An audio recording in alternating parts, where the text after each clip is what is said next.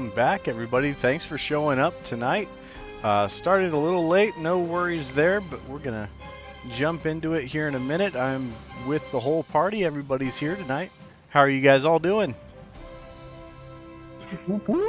Yep, doing great, man. Well, Fantastic. Brian still drinks unsweet tea, so that's still pathetic. Oh my god. Well, everyone's entitled to their own opinions, and sweet tea is good, but there's something to be said about unsweet tea. I mean, what would you say about an Earl Grey? Do you have Earl Grey sweet? Always. Oh With honey. no. What point are you trying to make Oh, right yes. now, Sam? He's trying to say that it's okay for some people to be wrong, as Miranda is Like clear. Brian is. Absolutely correct. Yeah, I like to be able to taste the diabetes in my tea. Ah, yes. It's great. Yeah, I used to like to be able to taste the diabetes in my tea, and then I got diabetes. So now I taste it every time. Oh my god! Oh man, we just opened a door, didn't we? You're better. So, with that being said, I said I have diabetes. well, with all that being said, let's jump into the recap of last week, which started off with a large battle in the middle of the wilderness with Sefik Kaltro, who went after Zizix with a fervorous rage and nailed him down to the ground a few times, and while being distracted by the other party members was never able to finish the job with the efforts of a giant flaming elephant and the monk coming up and thwapping his cohorts on the heads, the barbarian rushing in and just destroying everything in his sight, knocked him down not once, not twice, but 3 times it took to keep Sefik Kaltro down on the ground permanently. From there, Zizix was in quite of a shock and was unable to really participate. Whether or not that was his own doing remains to be seen. But the party then went to Bryn Shander afterwards and met up with Lysander at the inn at the North Look, who informed them on a lead that he was following up. He had done some investigating his time away and found a set of tracks along the lake shore, but in addition, he also discovered that he had this weird ominous feeling in the shack on the docks where the defunct ferry used to run out of East Haven. The party then picked up their adventure after triggering a singing fish multiple times to their pleasure, and headed to East Haven itself, to where they collected payment for the death of Sefik Kaltro. From there, when they got rooms for the night, the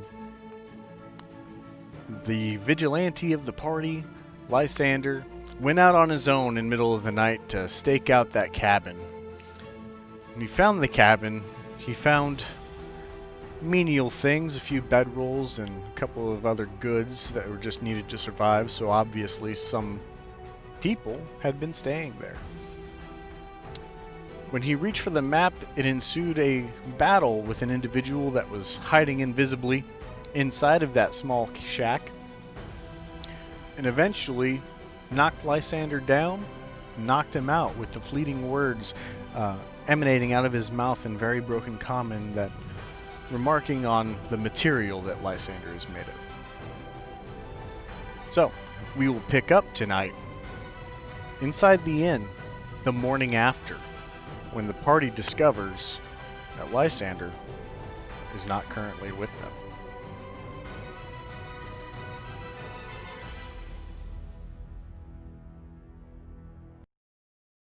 So, you guys have already come out of your rooms, congregated in the middle, in the main tavern. It's a busy morning. You see that There are a number of people there for breakfast. You begin to have the discussion of where Lysander is, where to look for him, and how to proceed from here. So what would you guys like to do?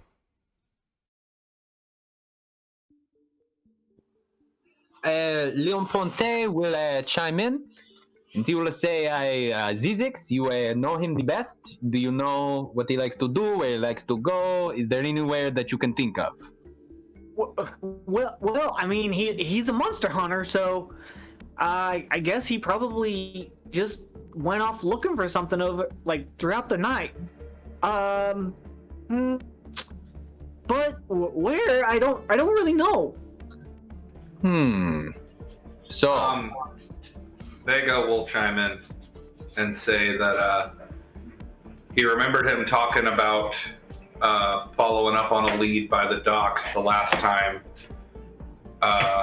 he parted ways with us when he stayed behind a couple days ago. He had mentioned something that he had been investigating by the docks, so I would say that might be a good place to start. Leon Ponte will graciously agree that this is a solid plan. You are a very smart elephant. Now let's go find our friend, eh?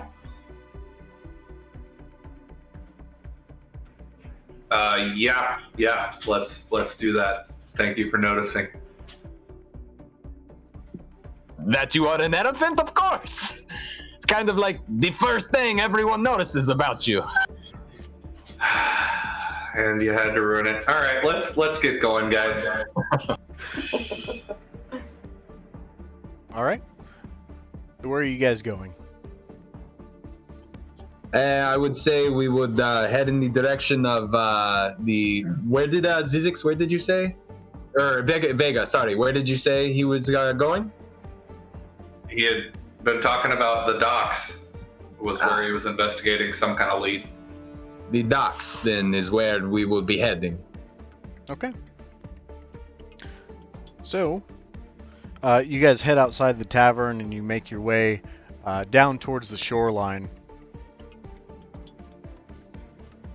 And as you approach, the sun isn't quite up yet. It's still obscured by that strange magic that seems to be subduing the light that makes it through. But you start walking the shoreline, and the snow overnight has filled in all tracks that had been existing for longer than 3 or 4 hours or so. But you see over on the docks, you see the ferry that is iced in, and you're able to visually see that the lake thaws out further out. It's about maybe 20 feet out farther than the dock is before you get into liquid water territory, and you hear the sound of the waves coming in and trickling over the ice, and you hear this freezing just start to crackling of ice. But you look over at the dock and you see that there is a small shack directly by where the boat seems to be tied up at. And it looks empty. There's no lights coming from it. The building looks pretty well abandoned at this point. It looks like nobody's made active use of this ferry in quite some time.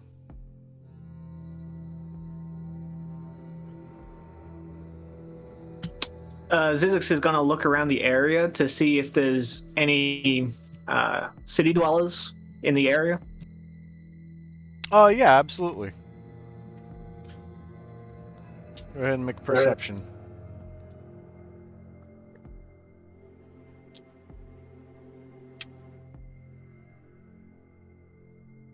That would be a 7. You notice one person coming out, and it looks like actually it's a team of people. There's 3 or 4 individuals that are on the shoreline, and they seem to be dragging out a small canoe-sized boat out into the lake. Zizix is gonna kind of call out to them and say, hey, excuse me, guys. And the tiefling of the group comes and says, yes, us? Are you talking to us? Yeah. I was wondering if you guys had seen a guy made of metal around here. A man made of metal? Well, we're specifically Charlatan. I can't say I have. I'm sure I would remember. Yeah, he's I mean, he's one of a kind. I would surely say so, but unfortunately, that doesn't change the fact that I haven't seen him. Well, do you know anything about some invisible footprints around here? Aren't all footprints invisible after a snow? What is it that you mean? Yes. But, I mean, have you seen any around here? It's hard to say. I don't believe I've seen footprints magically appearing in front of me, if that's what you're asking. I see. Well, okay, well, thanks for the information. Where are you guys going? I mean, the lake's kind of frozen. Well, we have to keep fishing. We need to supply food for the town, and it's up to us to take our boats out and bring in what we can in knucklehead trout. Listen, guys. Can you catch anything other than knucklehead trout? Not that I don't appreciate your efforts, but, you know, it's getting a little, boring. Well, I can give you a good answer for this, and for one, the smaller fish around here, though they might be a little more delectable, do not provide the same amount of meat. They are much smaller, and they take the same amount of bait. So for us, in a survival aspect, we need to maximize our meat to bait ratio, so we use the bait in areas we know we can catch knucklehead trout. You following along? You seem like a sharp individual. Well, I mean, of course I'm following along. Who do you think I am? I don't know who you are. You make a good point. I'm Zizix. And I'm Thaddeus. Atticus. I'll remember that name. Now, if there's anything I can tell you about, I can tell you that a few of us fishermen have been disappearing on the lake. That's why we have these, and he pulls out a crossbow, and the people that are with him have swords and weapons as well. And he says, these disappearances have been happening a lot more often, and we need to be careful. So, I don't know if it's tied to your invisible footprint issue, but that might be something worth looking into if you're investigating the mysterious. Well, of course. What do you know? What's taking people away, or is it still a mystery? Mystery. Nobody has returned to tell the tale or have even seen it. They, from what we understand, people that have observed these people disappearing, it's always on a foggy morning, or it rolls out to be foggy really quickly. I see. No leads, except for people disappearing. Unfortunately, that seems to be the case. If you were to say, be bait and join us on an excursion, you might need a couple of other boats with all of your friends back there, but I'd say we could definitely maybe try to lure this out. Well, while I understand the plight, I gotta find my friend. Well, I wish you luck in finding your friend. Friendship it's precious. Yes, it is. And, you know, if we find him, I'm sure he's the kind of guy that will definitely want want to help in this situation. So we'll come back and help. No, as with most things around the 10 towns, the sooner the better. Well, good luck. I'll see you soon. And he says thank you as he turns around and waves and starts heading back to helping his friends push out the canoe out to water. Zizix will return to the party, and he'll say, "Yeah, those guys were no help. They're still back to square one. Although they did say that people were going missing around here, so maybe some kind of lake monster or something." Leon Ponte will raise an eyebrow while looking at the creepy shack and say, I do believe, or the shed, the place that's right there, whatever it is, Yep, you're good. and say, I do believe we should begin our investigation there. But why? It's just a shack. It's the shack that is around here. So let's take a peek. You make a good argument. Let's do it.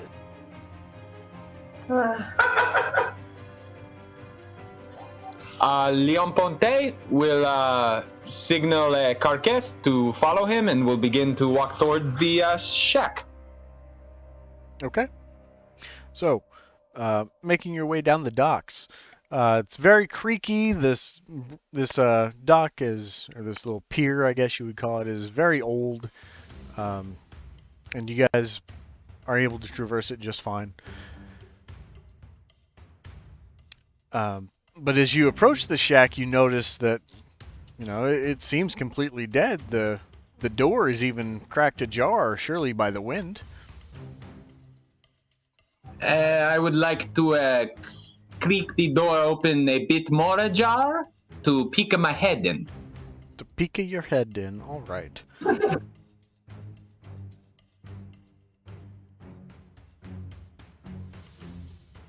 All right, go ahead and make a perception check, or are you being stealthy about it? No stealth. This place feels dead to me. Okay. So, you open the door, and the first thing that you notice is that there is 3 bedrolls, and 3 sacks with a piece of paper sitting on a table that's up against the wall. I will signal to my friends that the area is safe for the moment, and I will enter the shack and head towards the piece of paper. All right. As you approach the piece of paper and the party starts to file in, it seems to be written in a language that you don't understand. I will take the paper and I will bring it to my friend Vega, for he is a bit more of a bookworm than I am, and see if he can read it. Okay. Vega, you take a look at this paper as well. Make an intelligence check.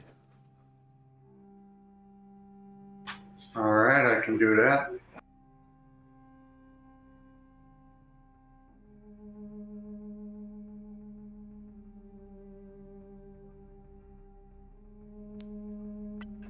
You said a check, right? Not a saving throw? Yes. That's what I thought. I got a 6. A 6. It's also in a language you don't understand, and you're not even entirely sure what language this could be, and you've, as a bookworm, have come across many books in different languages.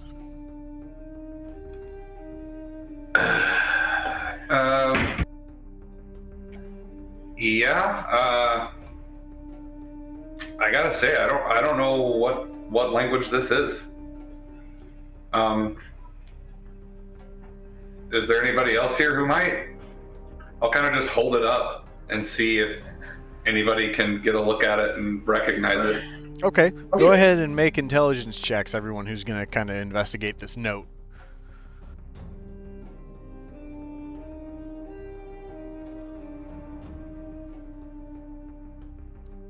Physics gets a 20, not nat.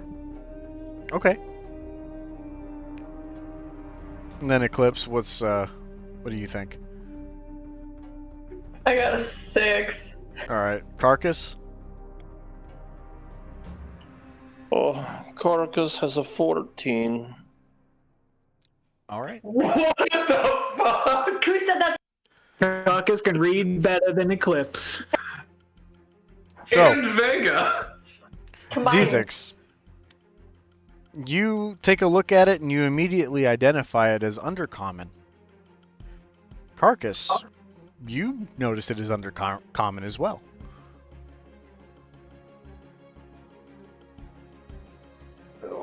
Do either of you speak Undercommon?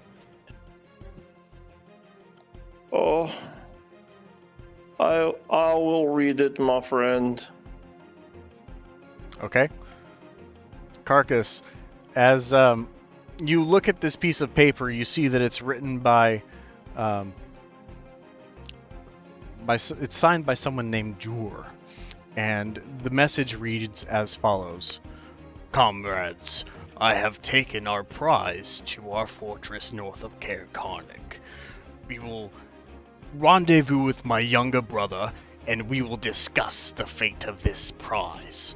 This seems to be something that is very valuable to us, and it is under the greatest stress of importance.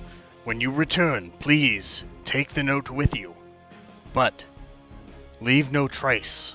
We don't need to leave our presence behind.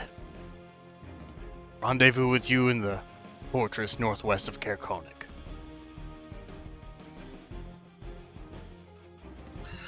Leon Ponte will say, Carcass, tell us what it says in great detail. Okay. His brother, he won a big prize. And he wants him to meet him so the prize can be really valuable. It's worth a lot of money. And it belongs to his brother. Leon Ponte will turn to the group and say, what are the odds that Lysander is the prize? Well, I mean, he is made out of Chardolin, which is a very, very, very rare material. Oh, no. He is a metal man. This is a prize. I mean, to some he could be. Leon Ponte would like to go back into the shack and look around for any signs of Lysander or his previous beings of there. Okay, go ahead and make an investigation roll. Will do.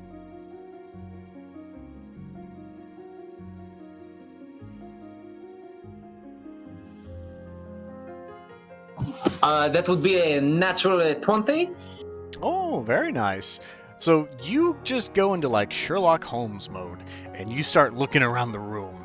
You notice a few things. That there is actually a collection of dust absent from 4 specific areas on the ground in this shack in a small circle, and you are able to surmise that those 4 circles are the same size as the feet of the table that is up on the side. So you can deduce that this table was moved from the middle of the room and placed at the side. And then also under further investigation, you were able to look at these sleeping bags that are in this general vicinity, and you see one had recently caught fire because the ash peeling off of it is quite fine and crumbles quite quickly and has not been disturbed from its initial burn point.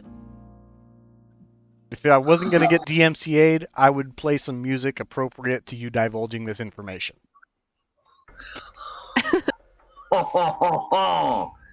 My friends, I cannot explain to you how I know this, but Lysander was here, I do believe. I believe we should follow this lead. Eclipse will pipe up and say, agreed, this seems way too much like a coincidence. Well, before we go, let me see if there's any magical doors around here. It seems to be a very small shack to have something weird like this happen. So Zizix, if the party will let him, cast detect magic as a ritual. Okay. Yeah, okay. So you spend the next Yes. 10 minutes or so doing your little rain dance. You want to describe that one more time? Yeah, he's just going around in circle, just raising his hands up and dancing like a fool, as if trying to call the rain down from the heavens. And as he gets to the end of his ritual, it just comes to him, and he says, "I got it." Got what? Does Zizix see anything? He does not. Zizix will then say, "Oh, there's nothing here."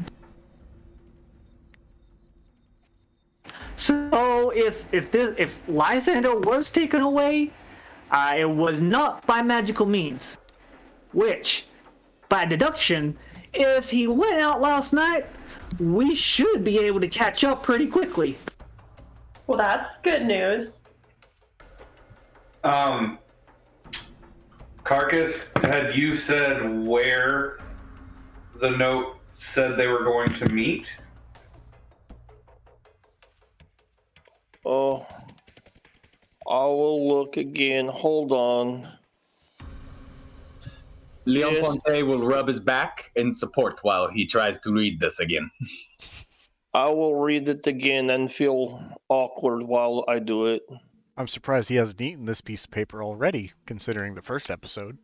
No, I'm very excited that I can read it. I think I am now the smartest person here. Would you like to make an intelligence check to see if you can read it? Yes, I will do that. All right, we'll do that.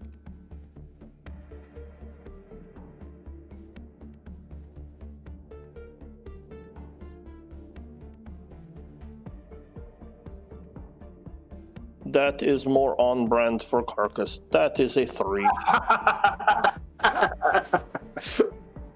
You read the place where you kind of remember it being on the paper as Cocoa Village. Oh yes, it is in the village of Cocoa.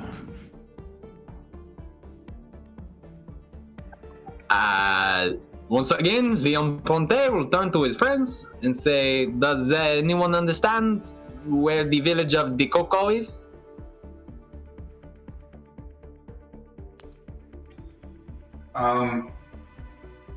Hold on. Above table, do we know that these are those dwarves? Wouldn't we? Because they were what we saw turning invisible. So you can deduce that Lysander was trailing these same invisible footprints, and he said that those were near the docks as opposed to this monstrous little humanoid paw print almost with fins being along the lake shore. So we would probably be able to deduce that these were dwarves that he was tracking, because that's who we had already seen becoming invisible, right? Right.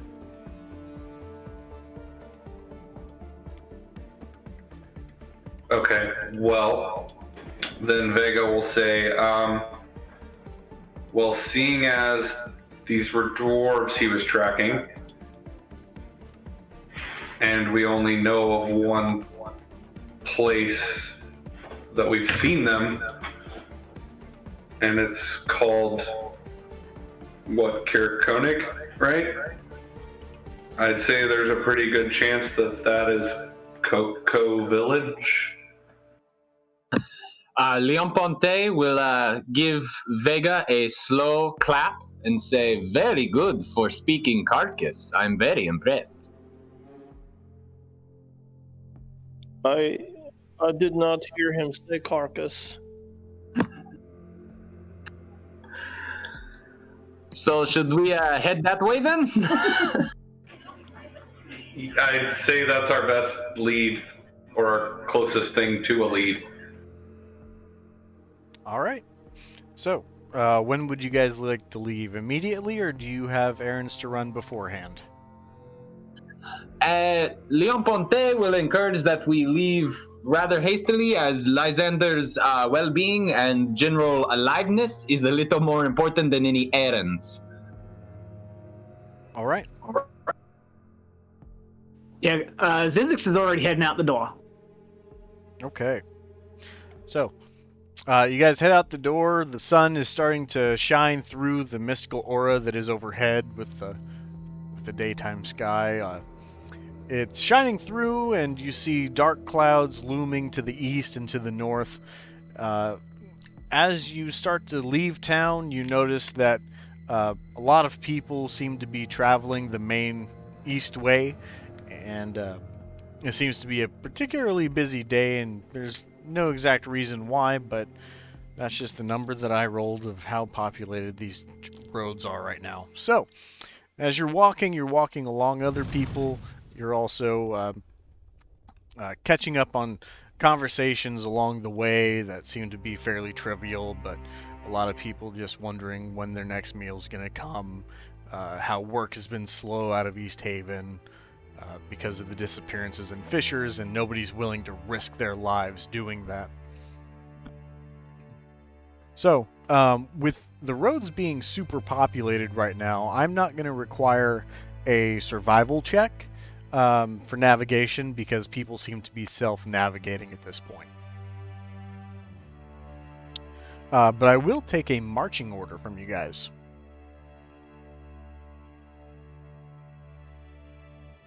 Oh, sorry. I'll go ahead and take the lead again, I suppose. And Leon Ponte will bring up the rear. Okay. Sounds good, sounds good. So, travel seems to be fairly quiet. It's brisk, it's very cold outside. The wind doesn't seem to be as cutting as it has in previous days, and traveling around the 3-hour mark, you find yourselves at the crossroads that bend north and then also bend south. And traveling through Caer Carnig, you remember that you have to go through Caer Dineval, and that is to the north. But an hour after traveling around these, traveling to the crossroads and turning north, the sun begins to set, the winds begin to pick up, and the snow starts to fall quite heavily in the last leg of your journey. What would you guys like to do? How long do we have remaining on our journey? At a good pace, you'd probably make it within an hour. I'd say we should try and keep going. Yeah, Zizix will still press forward. Eclipse will do the same. Okay. I would like to make snowballs. All right, give me a dexterity check.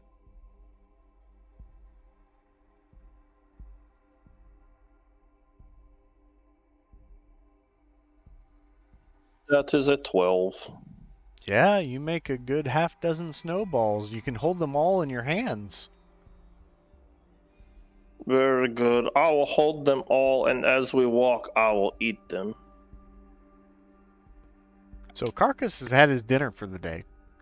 And during this last plight, this last leg, the snow seems to be falling harder. The wind is cutting at your face.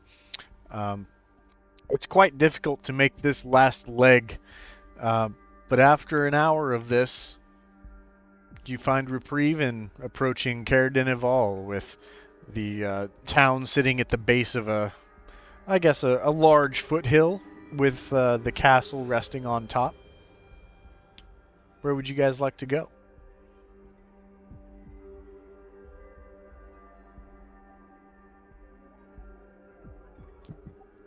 Leon Ponte will approach Vega and Eclipse and ask them what they believe would be the best form of approach in order to not frighten nor spook and have Lysander fall into harm. What do you think?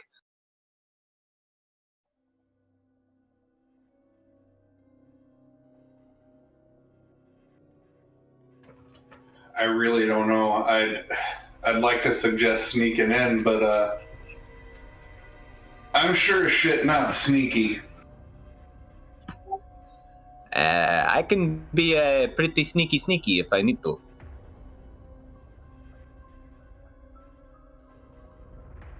So I'll remind you, you Um, guys are in Caer Dineval, not Caer Koenig. Oh. Misheard. This is the Yep. place without castle, right? There was the place with what? This was the place without castle. Yeah, that's the one sitting on the hill. So we don't necessarily need to sneak in. No, you don't. Not necessarily. You could. Cool. I think I'm just gonna like walk up.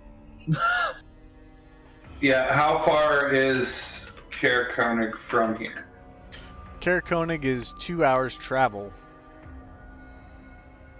Okay, so are we thinking we need to probably camp out here and go fresh in the morning? No, we don't have time for that. Leon Ponte would just like to say that the weather is getting a bit dangerous, no? And we have bad history with traveling in weather like this. And we do run the risk of exhausting ourselves or injuring ourselves before we are there to save the one known as Lysander. So perhaps we should wait the weather out a bit and make haste, because I do trust Lysander's ability to protect himself.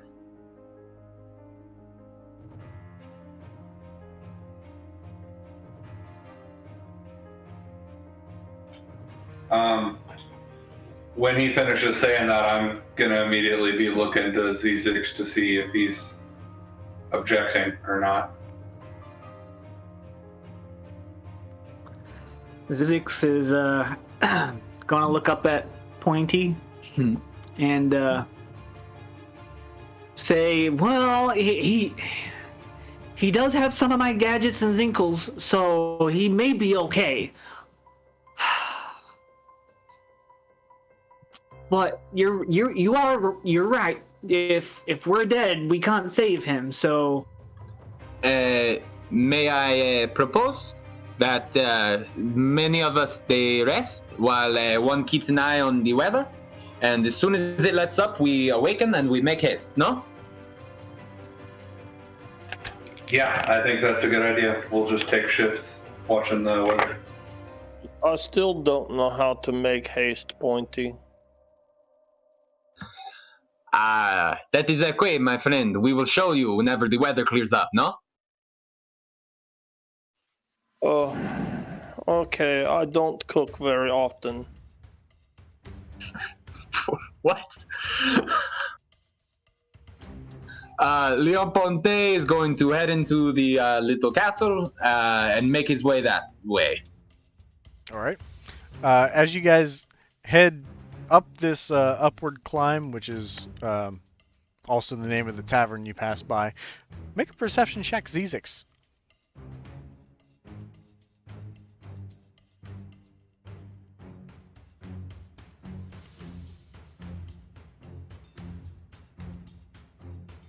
that's a 5. There's a box that has a piece of paper on it. You pay it no mind. Others that might be interested in the box, I would say Eclipse. My passive perception is 12. If that helps. Oh, that's true. Let's have Eclipse roll as well, as initially you wouldn't notice it. Let's see if you and Eclipse notice it at the same time. Oh, that's a 21. So you notice this box, and you kind of see Zizix do a little double take as he starts to walk over, and you see the note on this box reads, Ziz's Monocle Shop. It seems you have a packet. Ooh, You open the I don't box. remember ordering anything. You open the box and you find it empty. Oh. I'm gonna go ahead and reach in. see if I can touch anything that may be invisible. Okay, go ahead and make a dexterity saving throw.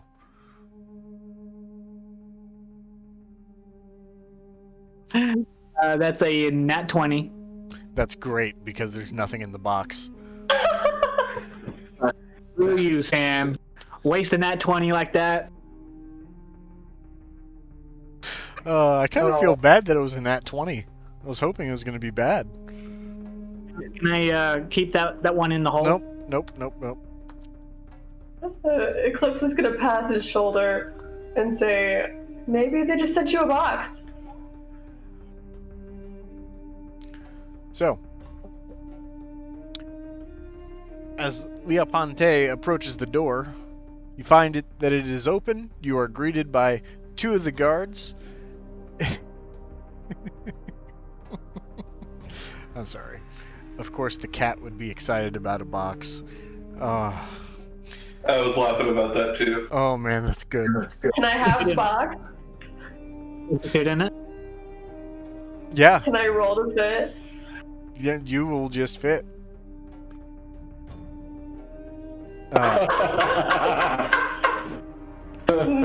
Magically, This it's is a like you become quality liquid. box. So, There's a certain picture on the internet of a long-haired cat in a plastic container, and he just looks like a blob.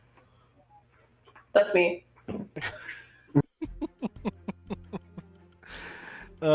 Someone draw that right now. please do. Anyway, Leon Ponte, you open the door and you're meted by a couple of guards that are holding tight at the front door, and they say, welcome back. We weren't sure when you were going to come back. Aha, well, the time for you to be sure is right now, because here we are, my friends. We were hoping to wait out the inclement weather for a bit. Absolutely. Make yourselves at home. You know where your rooms are. Zizix, little guy, you got a delivery, and we took the liberty of setting some stuff up for you. Oh, okay. That's very kind of you. And he says, don't worry, we have not left this place, that laboratory, unguarded for 1 second. We're all making overtime, and we're really appreciative of it. Oh, I appreciate you guys. I mean, you guys know what's in there. There's a lot of important stuff. Whatever you say, man. Of course, yeah, definitely. So, with haste, Zizix will go to his zontical zone. And in the zontical zone, you see inscribed on the door are all the names that you put on there, all granting permission to enter the room, basically everyone inside this castle. And you go in and you see that there is an alchemist tool set that has been supplied onto a small table sitting on the backside in a little bit of an area to do some toxicology kind of stuff, mixing and matching things, and baubles and other kinds of glassware kind of set up for you.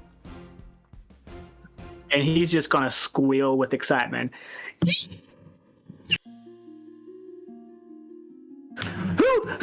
Who said this? Nobody's in there with you at the moment, so that's a rhetorical question. I'm going to let you know. Oh, but he's talking to someone. He's always talking to someone. Absolutely right. That's true. So Zizix will excitedly rush out of the lab and go to the closest guard and ask, "Who sent the package?" Well, Kadroth had it ordered. He said we owed you a small laboratory, and any friend of Vega's is a friend of ours, and so we helped out. Oh, I can't wait to try some new things in there. It is your laboratory for that reason. and he's gonna like kind of happy clap and prance around on his tippy toes and do a circle and head back to his lab and start looking at stuff. Okay. Meanwhile, the rest of you, what would you like to do?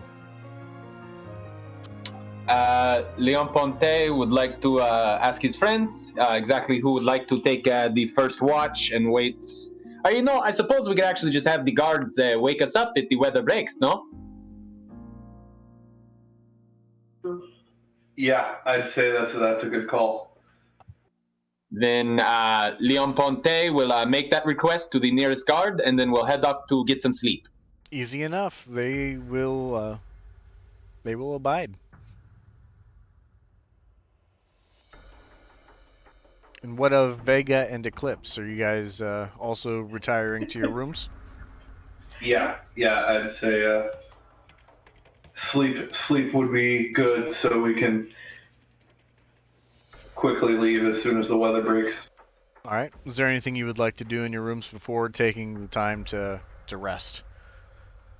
I would like to sleep in my box. Yeah.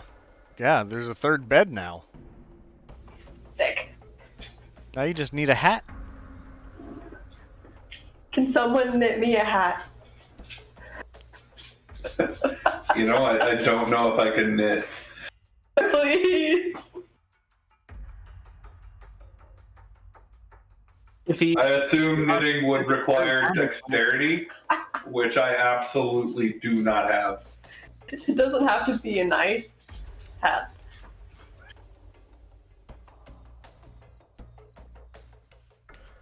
All right. And then Leon Ponte and Carcass. What would you like to do before heading to bed? Do I have any more snowballs? I would say you've probably went through them in the time that you've since creation. I would like to go get 3 more then. Okay. So as you guys retire to the room, Carcass quickly looking through his pack realizes he is out of snowballs and starts to head back outside. And you head back down, or go ahead. No, I was just going to say, upon Carcass leaving, Leon Ponte is rather tired, so he will just be heading straight to bed. Okay. So Carcass, you head outside and there's plenty of snow around for you. All kinds of snow, different colors. Which colors would you like to pick from? I don't care. I just want to reach down and grab whatever is there. Yeah, there's a bunch of brown snow that's just looks like it's mixed with mud, and there's some red snow where perhaps someone spilled their wine. So you grab enough to make 3 more snowballs. Give me a dexterity check.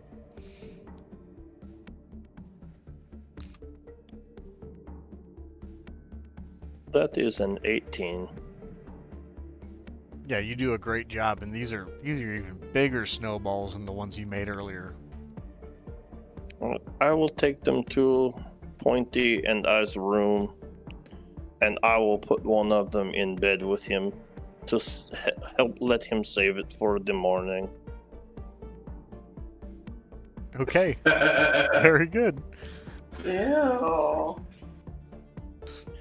And then I will eat the other 2. All right. Let's make a percentile roll. Okay, noted. So, you find yourselves waking up with, you guys have gone to bed about 5 in the afternoon or so. Despite the sun being set already, you went to bed quite early and you find yourselves waking up in darkness as well. Leon Ponte, you find that you're catching this fragrance coming from your bed as you realize that there is a large pool of some sort of liquid, and you're catching a fragrance of wine or a mead or something like that just emanating from that area. Leon Ponte will carefully get out of his bed as to avoid the wet spot as much as possible.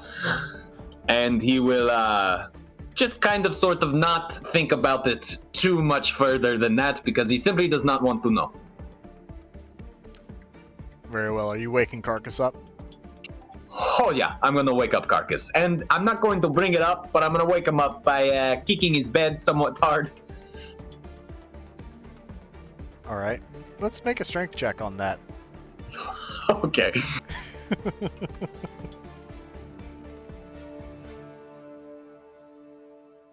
That would be a 9?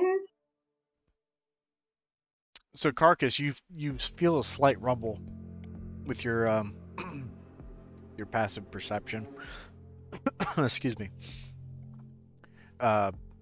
And you kind of stir awake a little bit, and you see Leoponte standing next to your bedside. Oh. Hello. Is it morning already? Kind of, sort of. But why don't we go check on the weather and see if we can make some of that haste, eh? Oh, yes, I was excited to learn how to make haste. Leon Ponte will journey outwards and attempt to see if the severity of the weather has gone down. Alright. And during this time, roughly, Vega, you wake up first, and you see Eclipse snoozing pretty heavily inside of her new box.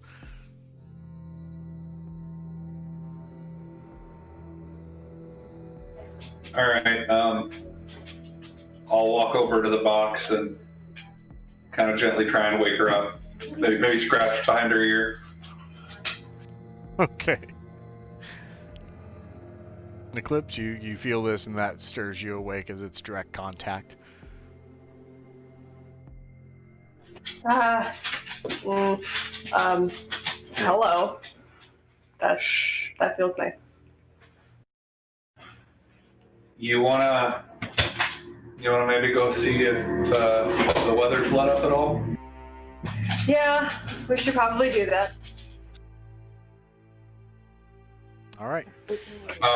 Before she can say or do anything else, I'm just gonna pick up the box with her in it and start walking downstairs. Hell yeah. Okay. Free ballet stairs. That's fine with me. So you guys all meet downstairs. Zizix, what have you done throughout the night before I get to all that? Zizix is actually going to be working on his armor, and he's going to infuse it with +1 defense. Okay. Very nice, very nice.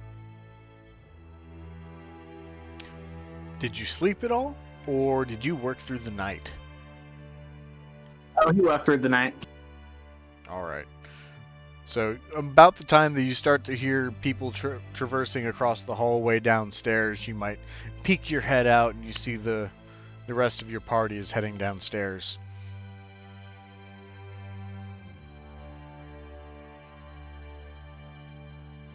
He would groggily head over to them.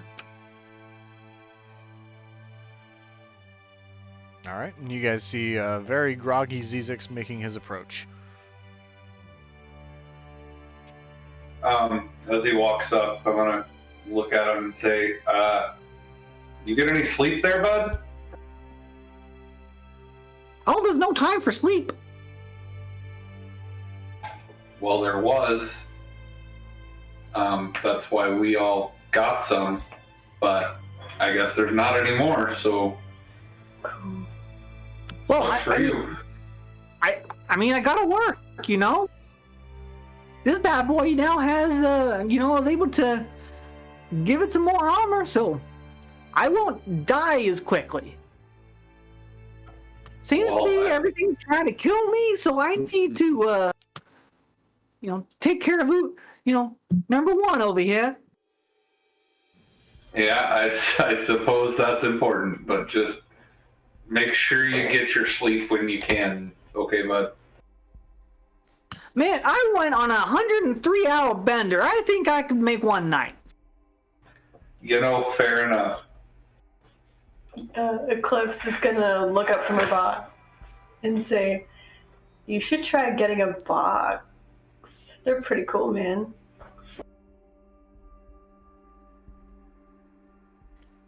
I'm good.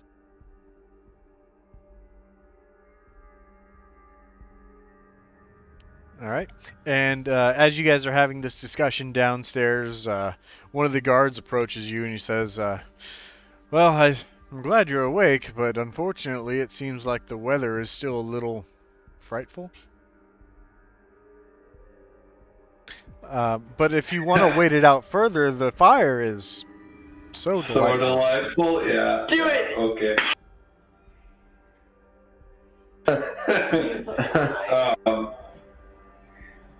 Yeah, I guess I'll look around to everybody and say, I guess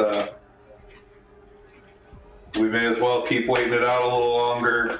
And I'll look at C6 and say, now might be a good time for you to get some rest if you want to. Sam, Zizix will kind of go outside and take a look at the weather himself. Okay, go ahead and make a perception check. Leon Ponte would follow him out to do the same as well.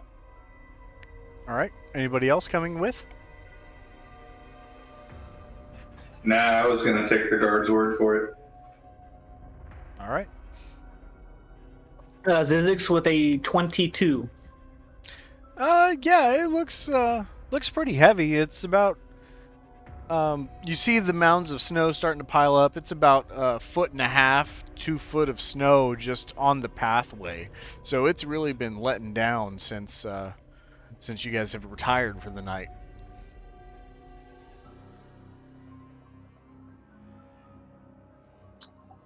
Leon Ponte would like to journey back inside and find one of the guards. Okay. And they're right there at the doorway, right next to you. Right, okay. So I would say to them, my friends, my gentlemen, do you have any means of safe transportation through weather such as this? Well, snowshoes usually do the trick, but I'm afraid all of our dogs are currently out. They've gone with avarice. I see. Thank you for the information, my friends. And Leon Ponte will head back inside. And as you're walking, he says, "Where are you guys headed?" Leon Ponte is growing rather concerned, and he's going to keep walking away. Okay. And you head back inside to reconvene with the rest of the party.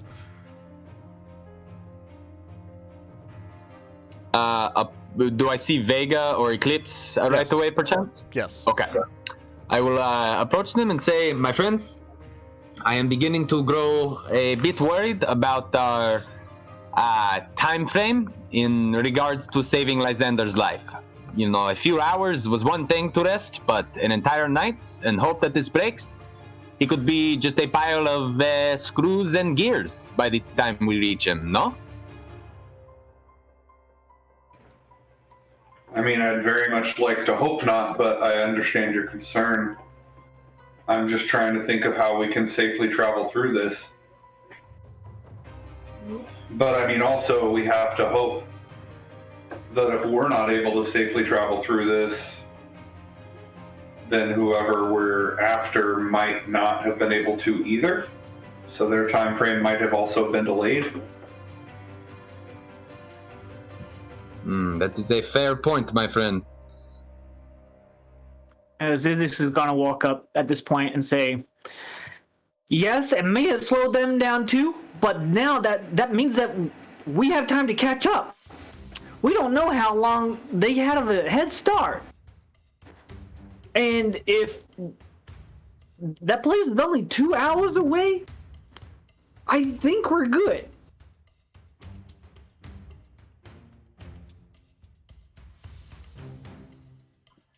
Leon Ponte will say to the group, perhaps we should vote on whether or not we hunker down or we bundle up and we push on, no?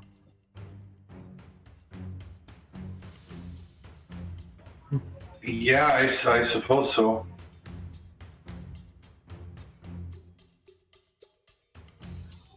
I mean, Zizix, he makes a good point. If the weather had caught them as well, then they would be hunkering down somewhere as well and perhaps already have found some shelter or something of that nature. So we find our friend, we pay back the bastards who took him, and we also have shelter, no?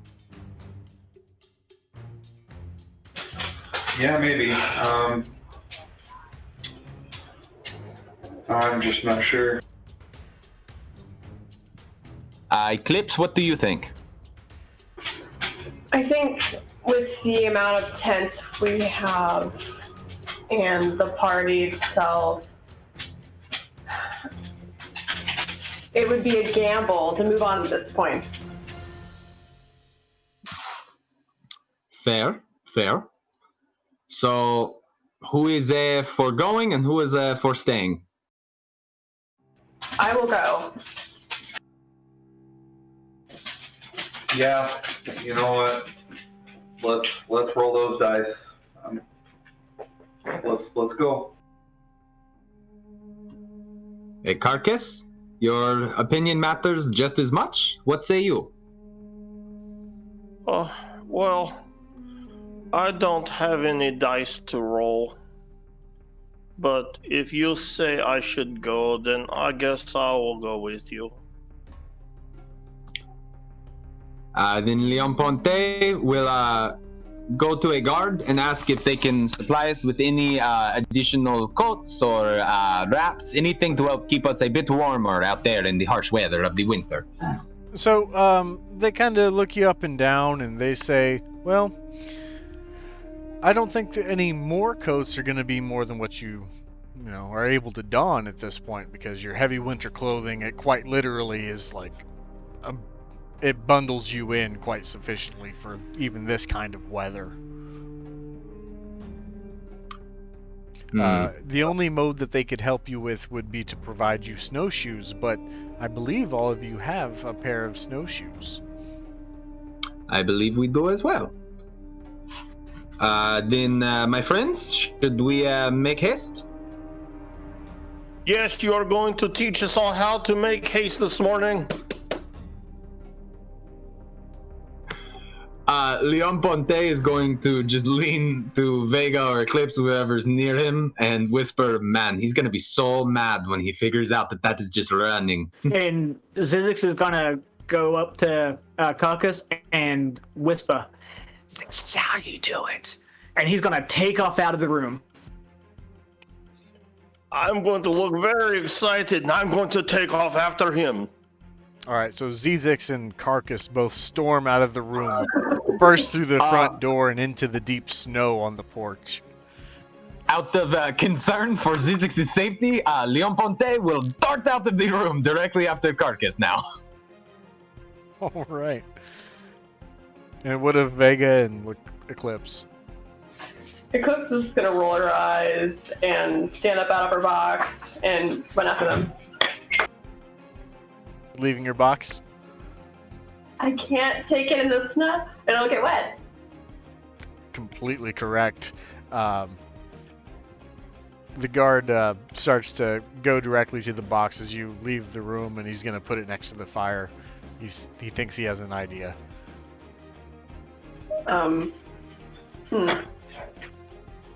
Don't worry, it'll be nice and toasty for you when you get back. Okay.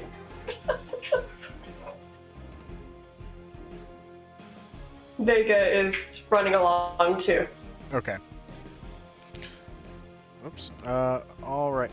So you guys find yourselves outside, walking through town to get back to the trail that leads north, as the sun is starting to rise at this point over the horizon. Is there anything you wanted to do before you left town, as you guys are walking through your snowshoes, or running in Lysander, Leoponte, Zizix, and Carcass's circumstance. Leon Ponte would probably run for just a few moments before realizing that there is simply no world in where he catches his dear friend the Minotaur. So he's going to slow down a bit and walk with Vega and Eclipse. All right. And Well, how far is Zizix and Carcass running? Well, I mean, Zizix only runs or can only move at like 25 feet walking, so he's slower than regular people. So, I mean, Carcass is going to catch up to him real quick, and he's probably. Yeah, so, I mean, I'm going to.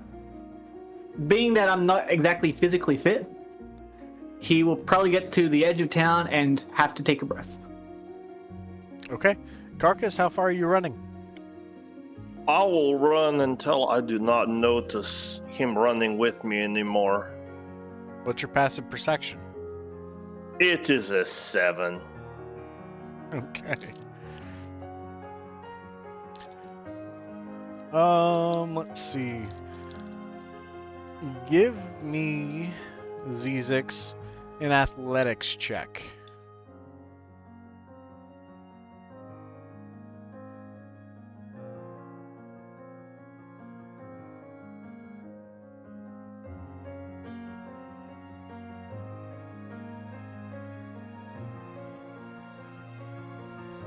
+0. Yep, so 14. 14. That's enough to, you were running hard enough that Carcass was able to hear the sounds of your footsteps quite audibly. And once you slow down at the edge of town, you notice that Zizix has stopped running with you. Once I notice, I will stop too and go back to him. Okay. And Zizix is just kind of stand in place, and he's gonna go. He's gonna hold up his finger to for a moment, and then he's gonna say, "I cannot make haste for very long." Oh, yes. I can run for a long time.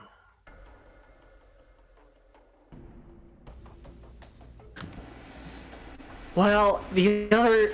And Zizix is going to look around and realize that the others are walking. Yeah.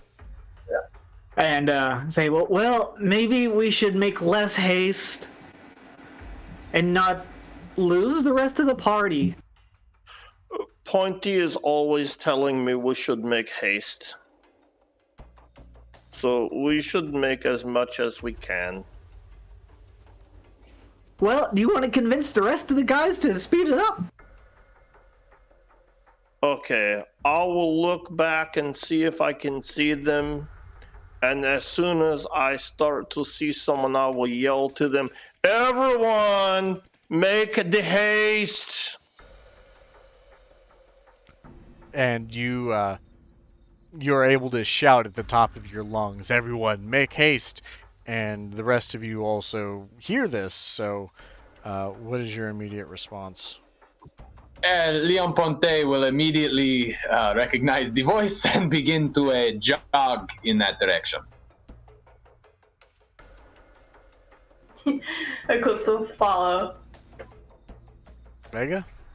Yeah, I guess I'll jog to the best of my ability. All right. So it takes you a little bit of while because this deep snow, even with snowshoes on, is still difficult terrain in a sense when exerting yourself. So you're definitely not making as much ground as you would like, but you are going faster than just walking. But eventually you all regroup at the edge of town.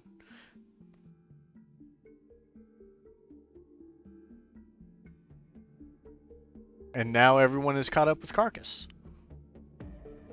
Yes. Oh, Pointy, look, I made haste. I am very proud of you. And I think that we could maybe just slow it down a bit. So just like a hasteful walk? No? Is that Zizix huffing in the background, I hear? No, that's some good old-fashioned Nate Staley asthma acting. Oh, gotcha. Okay, I wasn't sure. Well, yes, I can see that you have a hard time keeping up. I will slow down for you. Thank you very much, but let's move on. No? Everyone? Yeah? Yeah, let's go. Oh yeah. All right. So, heading out once again into the wilderness. You guys traverse the roads, even though they're quite oversnowed. I will require the person leading to make a survival check at this point. All right, I can do that.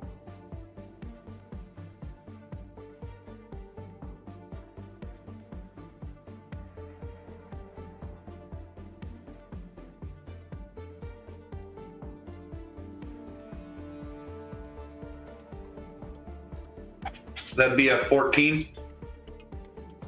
Okay. Even though the weather looks very grim up above, it doesn't look so bad to the north. So you have a good idea of where you're going. You've been here before, and you guys are making decent time considering the current restrictions on how fast you can go. Well, hell yeah. You are not going to have any encounters on this journey.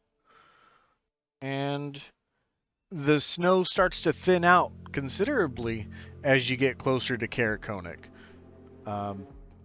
And as you approach the city, you see Trovis standing around next to the inn. And he seems to be talking to someone who you can't really identify at this point, as she is to her back.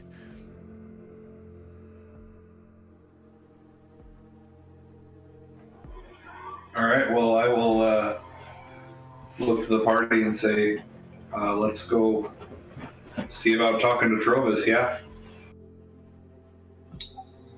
Leon Ponte agrees. Alright, so as you approach, Trovis's eyes move from the person he is talking to and looks to you, and he looks to you all and he says, "Ah, you've made your valiant return, young adventurers! Ha ha! What can I do the pleasure of having you in my town for?" And the person he's talking to turns around, and it's a face that you all recognize as he is speaking to Velin Harpel. Is that the Chewinga lady. one who sent us on our... Yeah, okay. Interesting. And she says, "Oh, how precarious that you have arrived here. I have been here for but a day. It's good to see you again." Yeah, likewise. What brings you to these parts? Well, there was murmurs of some of the 10-town cities being in trouble, so I've been traveling around with some companions to see what it is could be done. Well, that is very valiant of you. Yes, but Trovis here has told me about a Duragar fortress sitting by Kelvin's cairn. Yeah, and I'm a little worried that might be where we have to venture here very shortly. Thought we'd ask you first if you'd seen any Duragar about, or any more footprints with no bodies to account for them, or if you'd seen any of our metal friend. Ah, yes, I did notice that you are but down one companion, but I may have something for that, but in regards to your other question, I do not have any information to give you about this invisible footprint. So, but Durgar are known to be quite sneaky, so it's not hard to think that I may have missed them. And Trovis says, "Well, we've been keeping a good eye out, and I haven't seen very much since you guys have left town." And Velen holds up her hand and she says, "Just give me 1 second." And she goes into the tavern. Is there anything that you guys would like to say to Trovis during this time?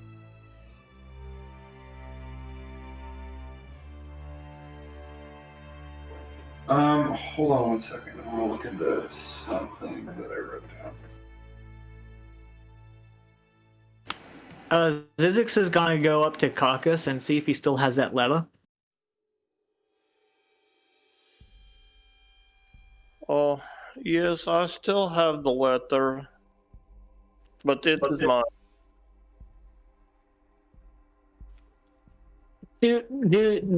Would you mind if I have another look at that? Oh.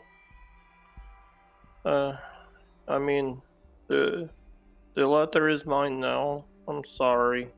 Leon Ponte will walk over to Carcass and say, "My friend, if he promises to give you the letter directly back, may he borrow it?" Well,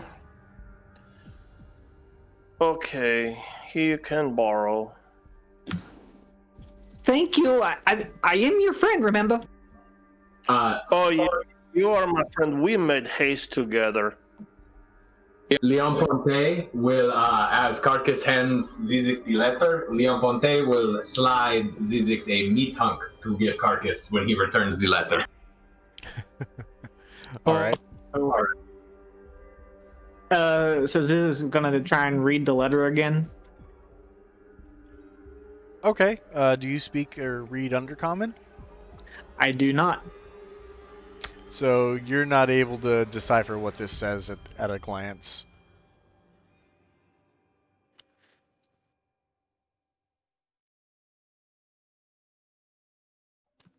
Okay, is there? I mean, I've never seen Undercommon before, so just looking at it, is there like names that are decipherable or anything like that? So I think the character structure is a little similar to what Common is, but it's pretty different. Then the actual characters seem alien to you almost. Okay, I'm gonna give it back to Caucus and throw him a meat hunk, and say, "Do you think you could read this again?" Ah! And I will ignore the letter and grab the meat hunk and put it all into my mouth at one time. And at this time, 3 kobolds they exit the tavern door and they kind of stand around in a group and they're looking at you guys and they make eye contact with Vega and they start looking away, and, muttering amongst themselves and start to kind of drift back to the north side of the tavern opposite of you guys, just waiting in a group. Vega will kind of smirk to himself and then kind of nod his head in their direction and just say, "Gentlemen." Oh, hey, how's it going? Oh, just wonderful. How about yourself? Oh, we're doing good. Can't complain. Glad to hear it.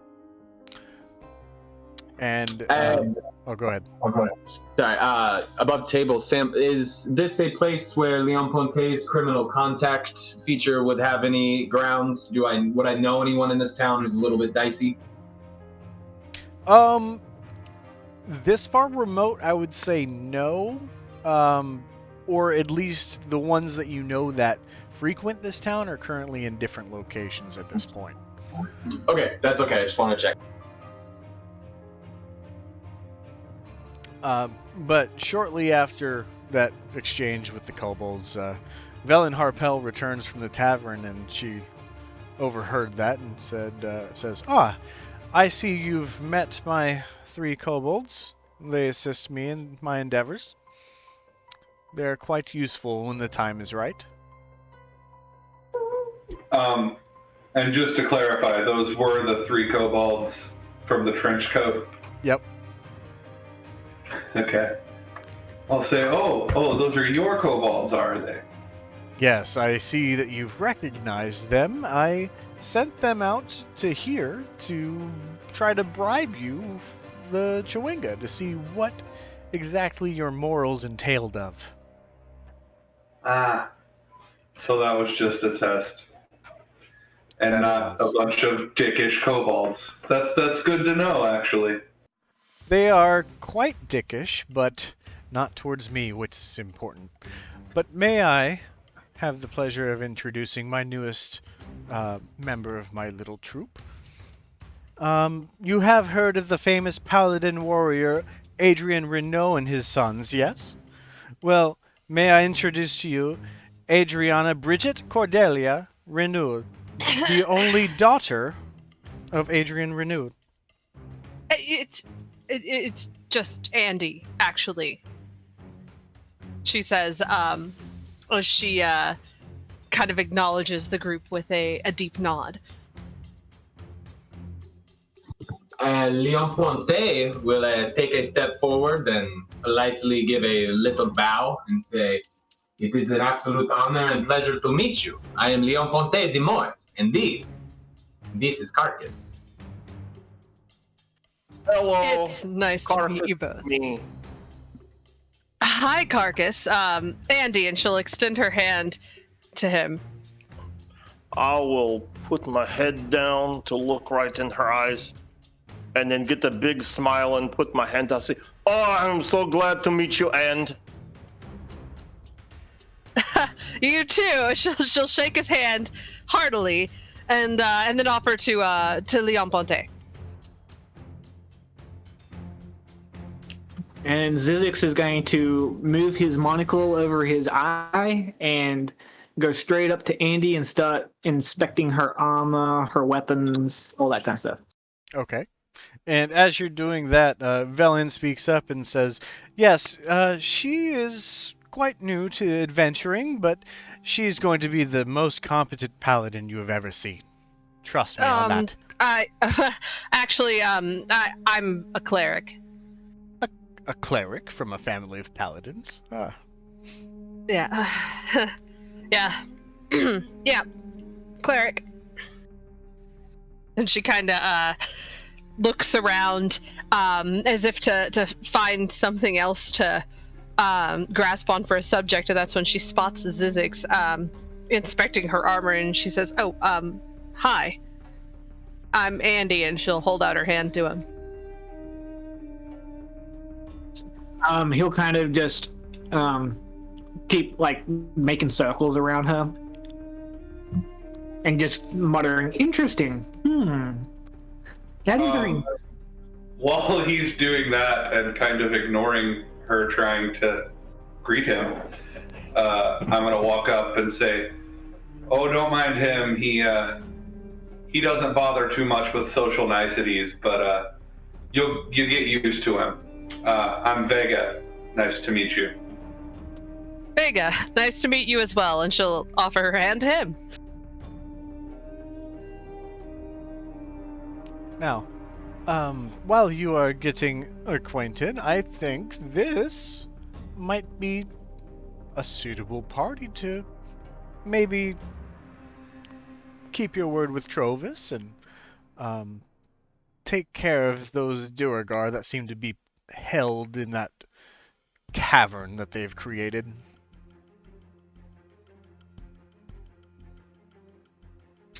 I'm happy to assist if you need it.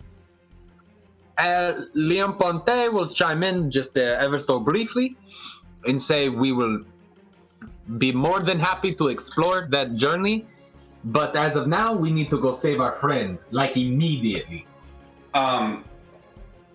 Yeah, Pointy Bud, I'm pretty sure that's where he is. That makes sense. Would you like to describe the situation to me so I know what I'm getting into? Well, Zizix is going to interrupt Vega as he starts talking. He's going to say, blood! Lots of blood! Andy will kind of raise her eyebrow and look down at Zizix and say, blood? Like, you a little squeamish there? Zizix, Bud, she's talking about the current situation, not past situations. If past situations are anything to go by, there's going to be a lot more blood. Well, it's possible, but that remains to be seen. So don't just go around assuming there, buddy. Well, okay? That's sort of my area of expertise. At least putting it back where it's supposed to go. And that seems a very helpful skill set to have. So we could absolutely use the help, and if you don't mind giving it, we would appreciate it. Not at all. That's my bond.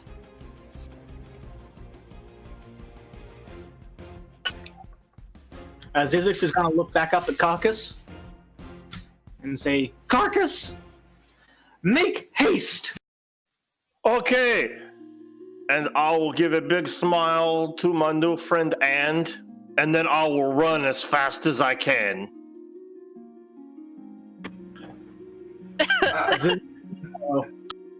In which direction are you running? I was about to Whatever say. direction I was in. Okay. So you start charging north and charging across the way of the tavern, and you trample over two of the kobolds. Go ahead and roll a d6 for damage. That is a 6. that math checked out. So, all right. So you trample over these two kobolds, and one of them just barely gets back up, but one is he's not looking good. And Velen walks over to him and inspects him, and she says, "Oh, dear, he's broken his leg. This is no good. This is no good at all." And I can fix that. And she says, "Stay your hand." And she pulls out a knife, and she tries to chisel a piece of wood, and she starts making this little makeshift splint for this kobold. That's a. All right. The kobold did not handle the trampling well. In addition to his feet or his knee being broken and his femur just being totally displaced, what seems to have happened is that his sarcophagus had been crushed, and he did not do well on his immediate saving throws. So, Velen notices this and says, it seems that Draz has passed. Here, and Andy will cast And spare the die. she raises her hand and says, "Need not worry yourself with this, please," and interrupts you and begins to cast a spell of her own. And she casts this spell, and the kobold just, its eyes wake up, and it rises, and its mouth is agape, seemingly not closing, and it's continuing to drool. And she says, "Go inside." And the kobold walks with its splint leg and hobbles inside of the inn. I appreciate your efforts. They are quite unneeded. You may need to save them for later. I mean, I can spare the dying at any point. You sure you don't want him actually alive? No, no, no. He'll listen better this way. Andy looks mildly horrified, but nods because it's not really her place to say different. Leon Ponte will just kind of collect himself after the horrific events that just took place and look to Vega and say, so we should get going? Yeah? Carcass, how far are you running, buddy? I am going to keep running, screaming at the top of my lungs, I am making haste! Leon Ponte will make his way just at 30 feet in Carcass's direction and shout as loudly as he can, Carcass, make haste back to us! Do I Andy hear makes him? a point of standing in front of any remaining kobolds. Okay. So let's give that a performance check on Lea Ponte. Yeah, for sure.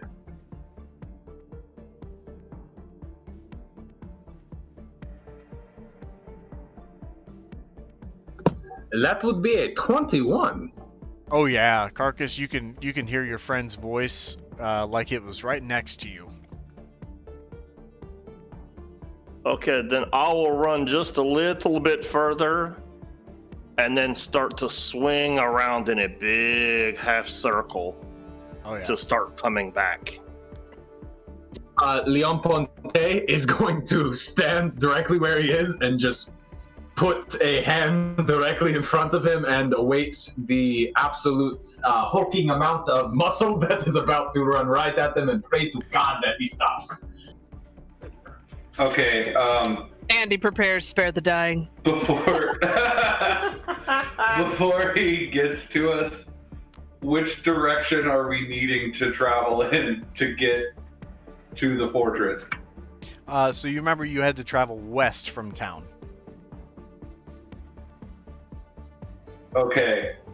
I'm gonna look to the rest of the party and suggest we start moving west, so Carcass will make haste in that direction. Yes, I will probably wait here for just a moment, but I will make sure that Carcass and I catch up to you right away if you want to begin your journey.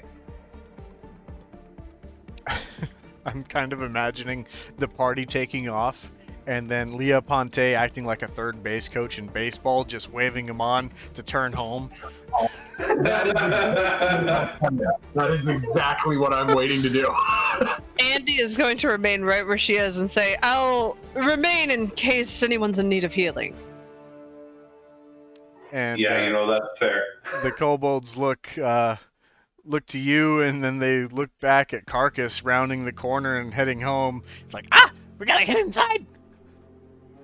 And they scurry on inside because, yeah, it hurt. And Carcass makes his way. The party starts to head to the west side of town, and you get within 20 feet of Lea Ponte. What would you like to do? I would like to wave my arm in a friendly greeting to my friend and run right up to him. And hopefully try to stop. Okay, you are on ice, so let's make a dexterity saving throw. Oh, that is really good. That is a 20. Yeah, you're able to plant your hooves, and you slide a little bit, and the melted ice that has congregated over the months and months of snow, you feel just grind against your hooves, and you come to a stop, but mere inches in front of Lea Ponte's face, to where your exhaling from your nose goes directly into his face. That is perfect.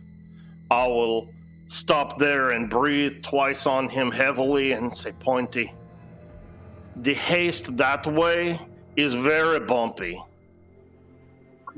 Leon Ponte will just out of a bit of adrenaline-fueled shock, will say, that's okay, because we are going to make a little less haste and just catch up to our friends, no?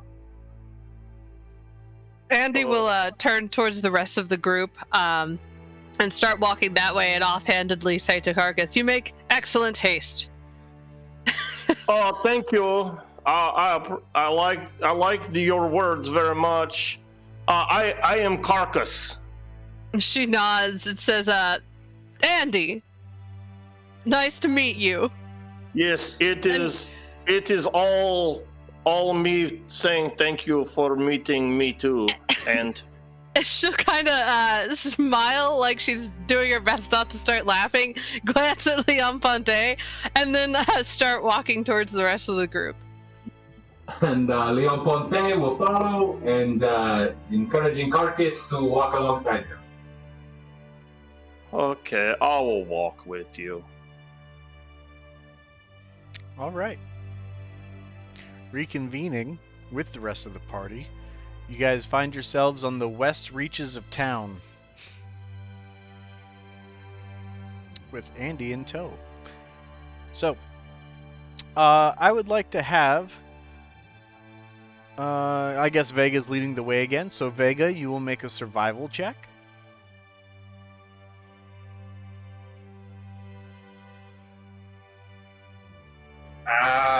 That's an 11. So you travel about 15 minutes west, trying to remember exactly the route that you took to get to Kelvin's Cairn.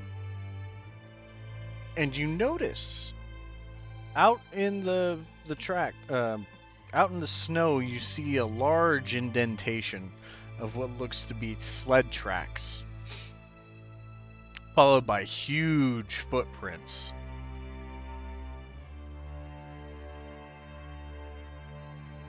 One of those things had changed into like an ogre or something, hadn't it?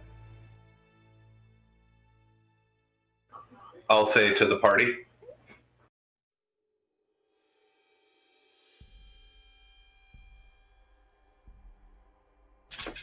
If I recall, they can change their size. Then I'd say those are some tracks we should follow right there. All right. And as you continue onward, you see that for the next 30 minutes or so, as you're following this track, they remain that same size. You're not exactly sure how long these things can stay giant size, but it looks like it could be quite a while.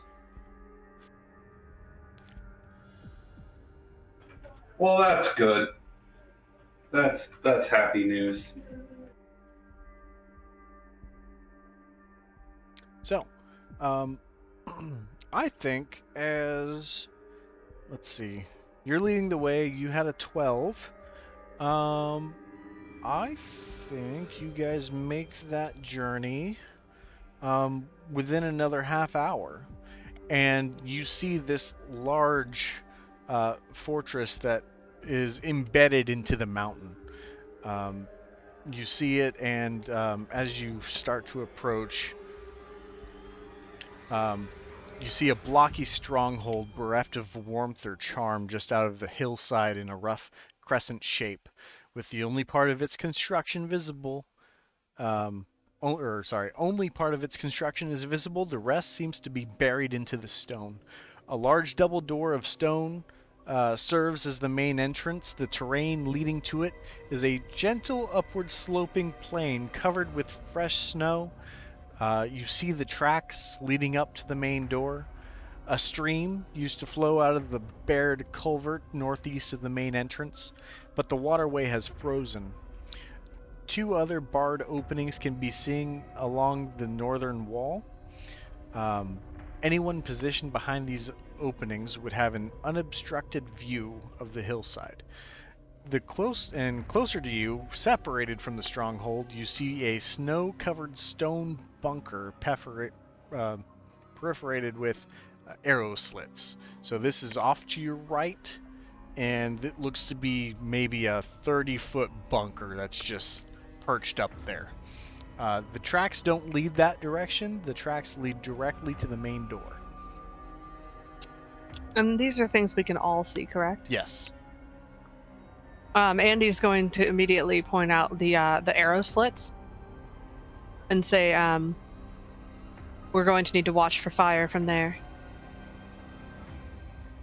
Vega will look over there and say, do you think we should check it before we try and make our way to the fortress and see if there's anybody in there? We could. That might be a good idea, so we know if we need to cover ourselves there or not. But I would work under the assumption that there are people in there.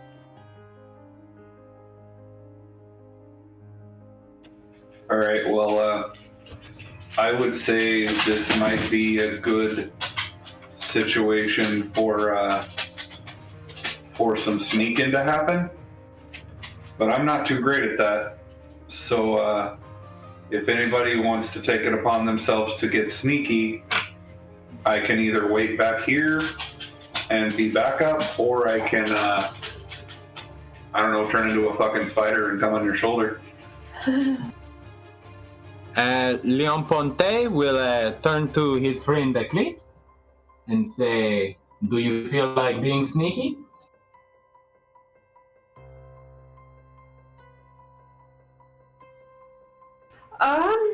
Yes, I do think so. Then I do believe that perhaps Eclipse and I should scout ahead a little bit in a sneaky fashion. Okay. So, you two just break off from the party and you begin to head eastward, northeast. As you approach this stronghold, make a stealth check.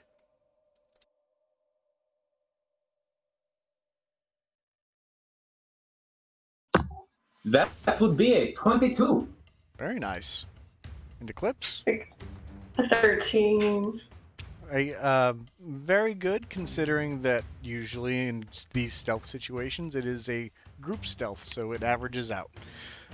So as you approach, you don't hear much of anything coming from this bunker. The door is not on the front side nor on the side that you choose to move, but it's on the back side of this this construct.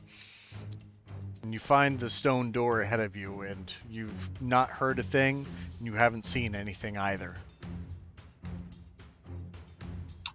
Leon Ponte would like to very carefully and stealthily approach the door. Okay. As you stand before the door of this stone bunker, it seems to reach about 15 feet tall.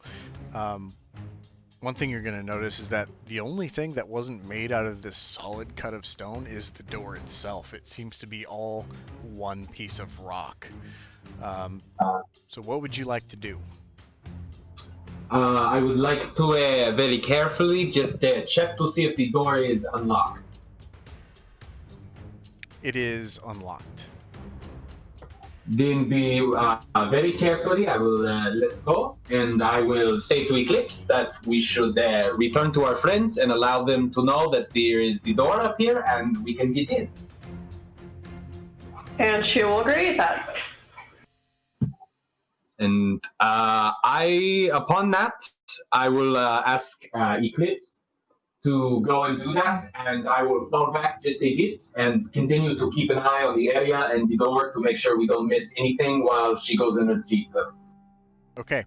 As you were speaking, I need you to make a stealth check for your speech. Can do. That will be a 16. Okay. And Eclipse? That would be a 29. 29. So now I need you to make perception checks.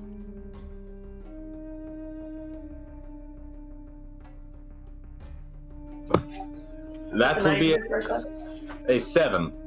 7. Okay. A 19 for Eclipse. So you catch the sounds of something stirring beyond the door before you depart to return to the party. You feel like you've heard a chair scrape across the stone floor. What was that? You feel like you've heard a chair scrape against the stone floor. And she's gonna scamper back down to the party and tell them that they found the door and it's unguarded, but there's most likely something behind it. As she left, I would like to make note that Leon Ponte would have stealthily made his way back to a bit of a somewhat of a hiding spot, whether that is a rock, a tree, anything like that, just to keep an eye on the door. Okay. Go ahead and make a new stealth check for this.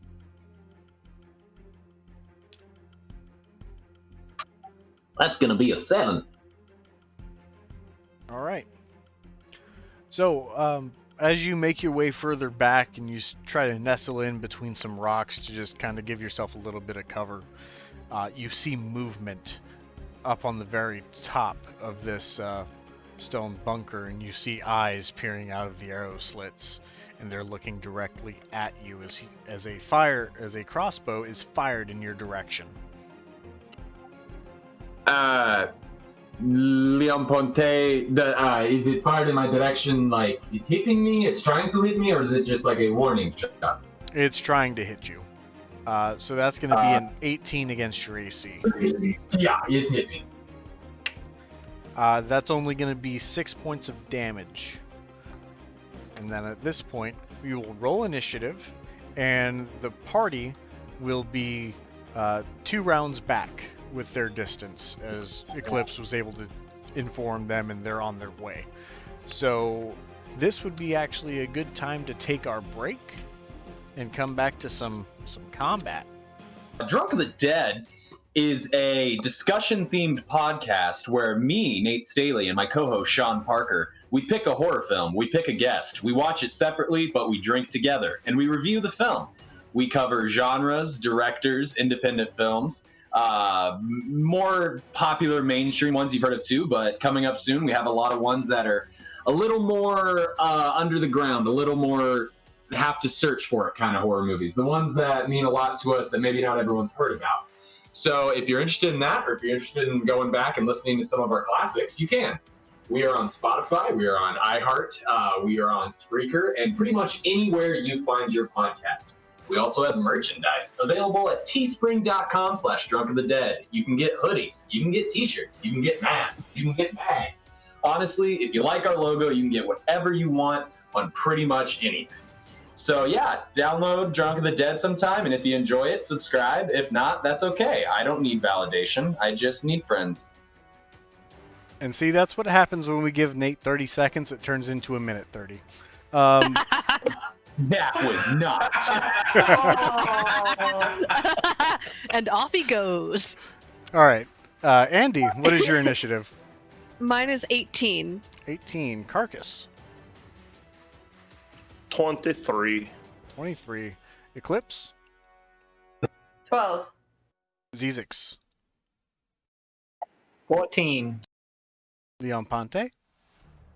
7. Vega. I got a fucking 3. A 3. All right. Oh. And let's get going. And the first one who will have a turn is going to be the Duragar, who is reloading his crossbow at the moment, and he's going to continue aiming down, aiming downstream essentially at Leon Ponte outside of his fortress, and he's going to make that roll. That's going to be a 12 against your AC. Negative. Okay, that is going to be a miss. What would you like to do on your turn as you move directly after this Duragar? Leon Ponte would like to drop to his knees and put his hands straight in the air as a sign of surrender. Okay.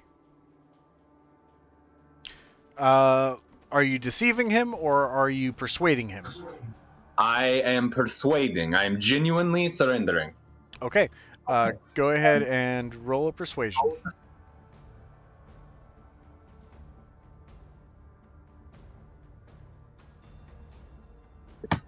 That would be a 22. And as you have your hands up and you drop to your knees, the Duragar starts to shout commands at you in a language that you just can't seem to grasp or understand, but it seems to be motioning at the door. And can I roll any sort of like insight to figure out if he wants me to move to the door, or if that's like if you move to the door again, you get another bolt? I see. Go ahead and roll insight. Okay. 7. 7. Oh man, it's really hard. He's so angry, but he's emphasizing on the door so much it could really go either way. I'm going to very slowly stand and point at the door and see how he reacts to that. All right. So now he starts. He puts down the crossbow and he points at you, and he starts making a motion of up and down, and he's pointing away from you and towards the door, like he's motioning. This is how you want to move. Understood. Leon Ponte will slowly move towards the door. And he re-aims his crossbow, and his yelling has ceased. And you get about 5 feet from the door, and then he yells again. I will stop directly in my place with my hands above my head. At this point, you've bought enough time for the party to make their way into the fold. So, next up would be the top of the order, so it would be Carcass. You guys approach, and you're on the side of the door, and you see Leah Ponte walking with his arms up towards the door, and then he stops, and you're about 15 feet away from Leah Ponte. I will just keep walking towards him. Okay, and you're going to make it towards Leah Ponte. What would you like to do? I will just ask him, Pointy, what are you doing? Leon Ponte will say there is someone shooting a crossbow at me, so I was surrendering till you guys came here to save me. Oh, okay. Do I get to kill them now? Yes. All right, and you've used 15 feet of movement.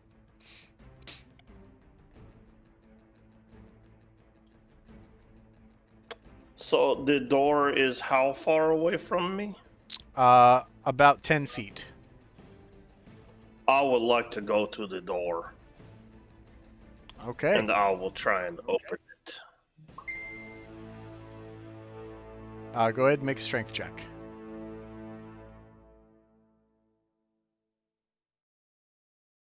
Well, that is pretty good. That is a 24. 24. You smashed that door open. Like, it's supposed to hinge one way, and you break it off its hinges as you burst in through the door. What you see immediately around you is a small staircase that leads up towards where those arrow slits are, and then you also see a hatch in the ground that goes down. I'll look back at Pointy for a second to see which way I should go. Leon Ponte would point up to kill. And I will use the rest of my movement to start going up. Okay.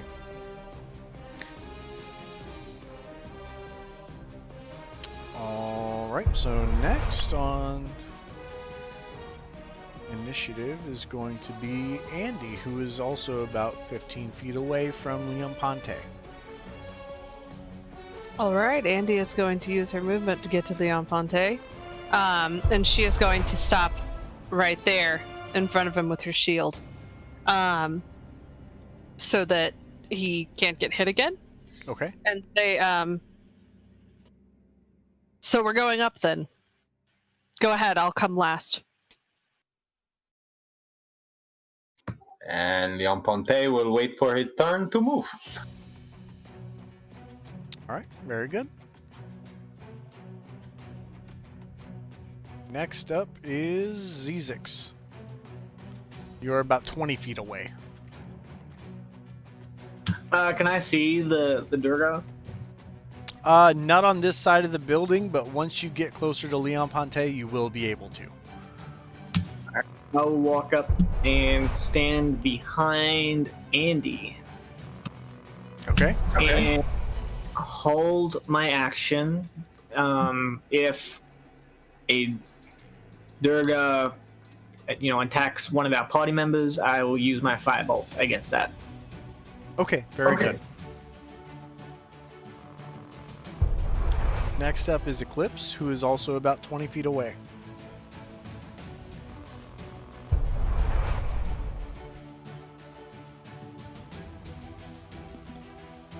I would like to use my action to move over to everyone else. Okay. And then you look up and you see the Duergar with his crossbow loaded and now looking to fire. I'm gonna... Oh, crap. Can I duck down to where, Zizix and Andy are, behind their cover? Yeah, sure. She's gonna do that. All right. Was that it? Yes. Okay. Next up is the Duergar, who is going to look behind him and notice that there is a big Minotaur coming upstairs. And he's going to turn away from the arrow slits that he was peeking out of. And he's going to turn towards Carcass and fire an arrow at him. Are we able to hear the firing of the weapon from where we are? Yeah, you would recognize it if you've been in combat before. So you would hear the band of the arrow being shot and hitting its stopper, and then also the either the clink of the arrow hitting the stone, or Carcass screeching out in pain. Okay. In this case, it's going to be clink against the stone as he completely misses Carcass with a 7 to hit. Yes, that does miss Carcass. But then, let's see. Actually, that's all he can do. So that's going to be his turn. Next up is Leon Ponte. Leon Ponte is going to rush inside as fast as he can. Yep. And he is going to draw his rapier and slowly begin ascending the stairs, and he will continue to just move forward until he sees his dear friend Carcass. Yeah, you don't have to move very far to see him. Okay, and about how far have I moved, including the stairs and whatnot? You would have moved about 15 feet to get to Carcass, essentially. Okay, well, while being somewhat wounded, Leon Ponte will remain with Carcass until they can both move forward together. Okay. Vega. And that will be all for me. What would you like to do?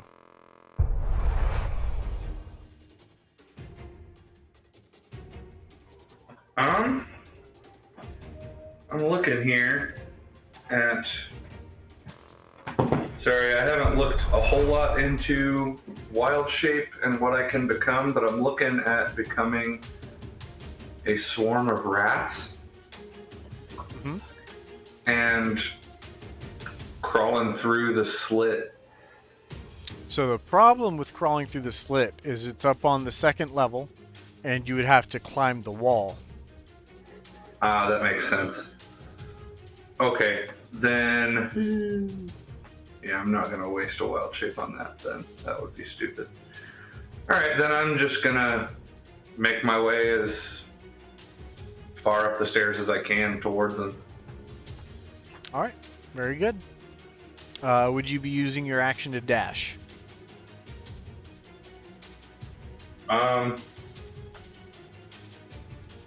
If I did that, would I be able to use my bonus action for my offhand attack, or is that only if I take my first attack? I always forget. You would be still out of range because you were still a bit of a ways back, but you would be in the area that a little bit ahead of Leon Ponte and Carcass are currently, just about 15 to 20 feet away from the Duragar that's up on top. Okay, yeah, if it's going to take my dash to get even that close, then I will use it, yeah. Okay, very good. Which brings us back to Carcass, who is now inside of this stone fortress with the Duragar. How far away is he? You're about 20 feet away from him. Okay. I would like to rage. All right. And then I will run at him. And I will take this swipe with my great axe.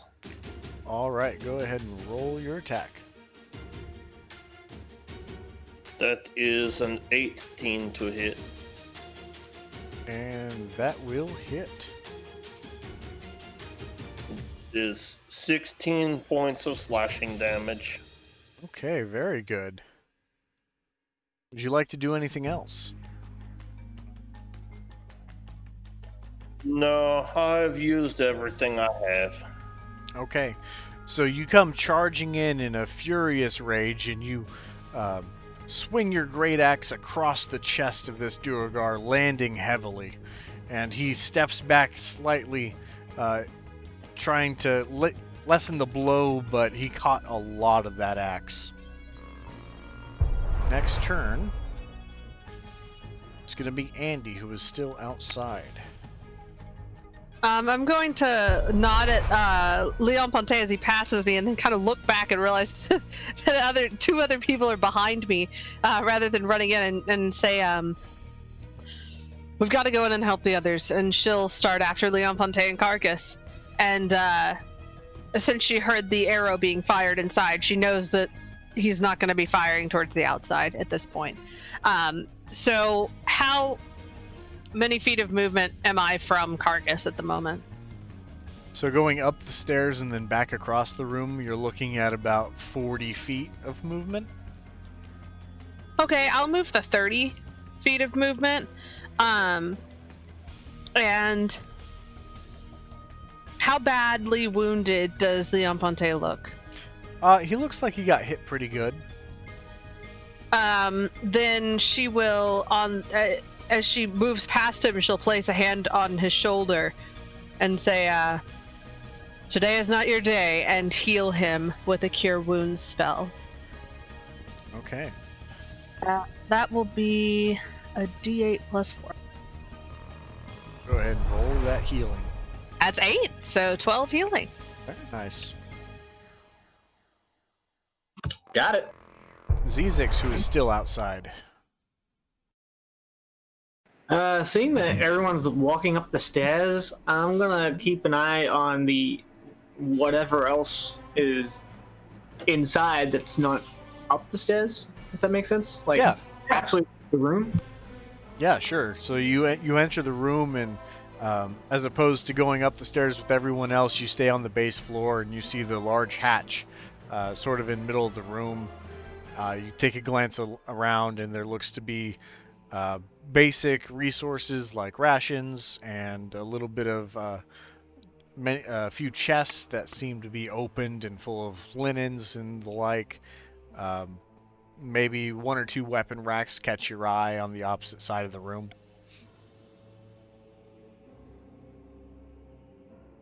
But no other Durga? Nope.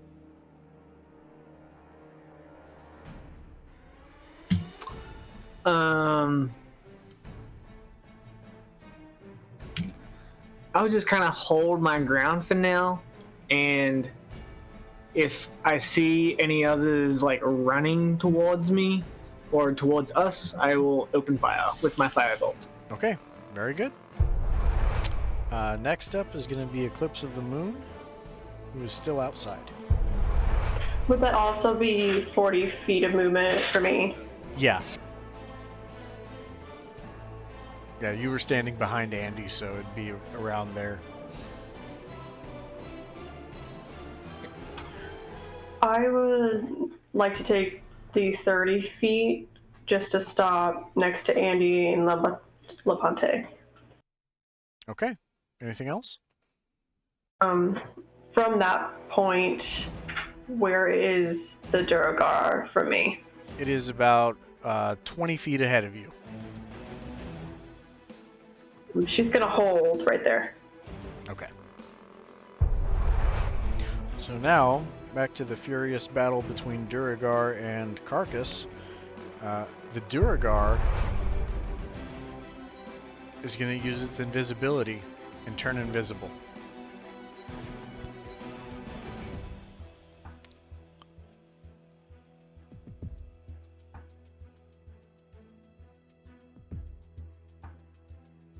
So next up is going to be Leon Ponte.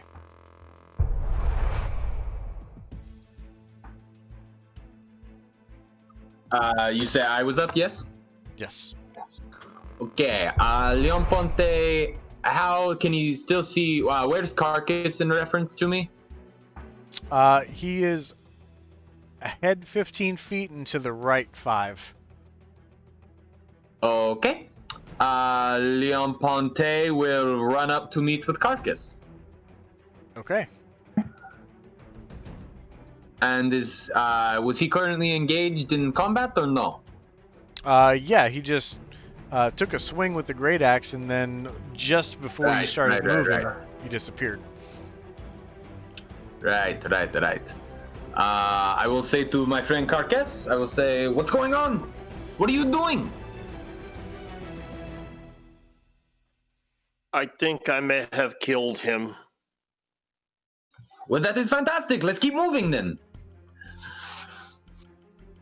And Leon Ponte will continue to head in that direction. Question, Sam. Yeah? Were we within view to see that he disappeared? Yeah, at the point that you were at, up on the... Mm-hmm. Is speaking a free action? Yes. Leon Ponte, he is not dead. He is invisible. It's Leon Ponte is going to turn to her and say, I understand, but I was going to keep moving because I'm very scared that they're going to kill Lysander now that they know that we are here. But Leon Ponte is keeping his guard up as he was just going to continue slowly moving forward, preparing for an attack.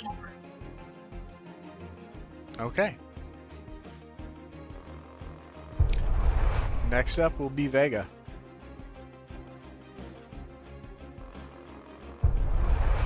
Who's now in Alright. I'm just gonna cast a firebolt in the direction of where I last saw him. Okay, go ahead and roll at disadvantage. Yeah.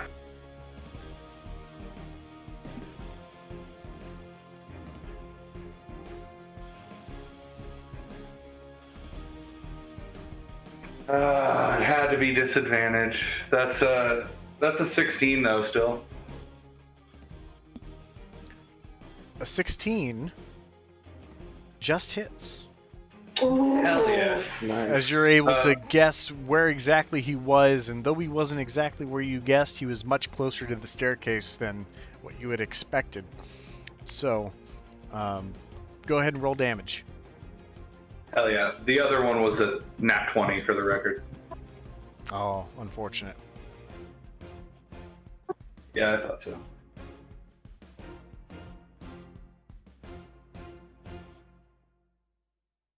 Nice. That would be 9 fire damage. Okay. Go ahead and describe your fatality. Would he become visible again? Yes. Immediately upon impact and taking damage, he becomes visible as he drops concentration. Sweet. Then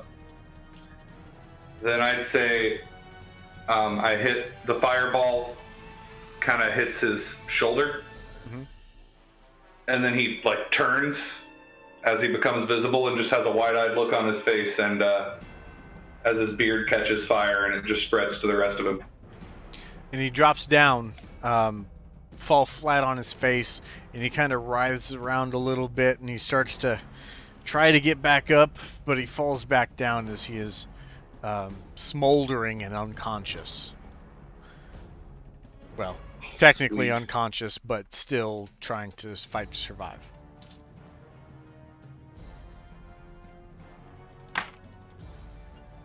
Oops. Nice shot. Thank you. Do we try and get information from him or just finish him off?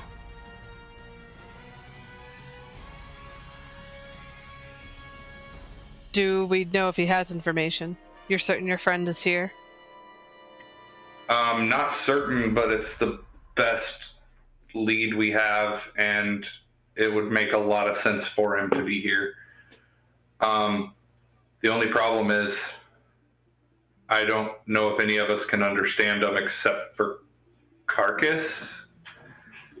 And, well, I would hesitate to use my healing spells on someone that's not one of you. All I can do is spare his life, but even then he would need 8 hours to rest. no, I understand. He might not even be cooperative if we were to revive him. Anyways, I was just asking if anyone felt strongly that we should try and get information from him rather than just put him out of his misery. So it worked. Leon Ponte would suggest that we continue searching. I agree. The Duragar starts to mutter some words that none of you can understand except for Carcass. Would you like to roll perception? I would love to. That's a 0. The sound of the wind hitting the arrow slit creates a very subtle whistling sound that catches your attention.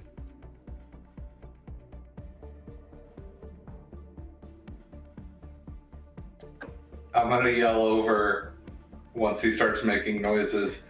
Hey, Carcass, can you please try and listen and tell us what he's saying? Who is saying? The fucker dying on the floor. Oh yes, I will kill him. No, not yet. He's saying something. Can you listen and try and tell us what he is saying? Oh, Andy looks skeptical. okay, I will listen. All right. Real quick, Leon Ponte will rub Carcass's shoulder and say, "You're going to do great. I believe in you, buddy." So, Carcass, you hear the Duragar saying very faintly and very laboredly,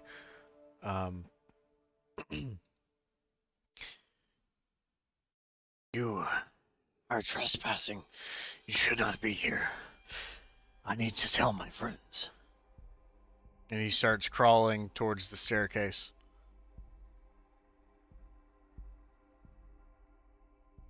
Okay, he said that he should not be here and wanted me to tell all of my friends. Leon Ponte will do his best to connect the Carcass dots in his head and say, "I think that is the best we are going to get, to be perfectly honest."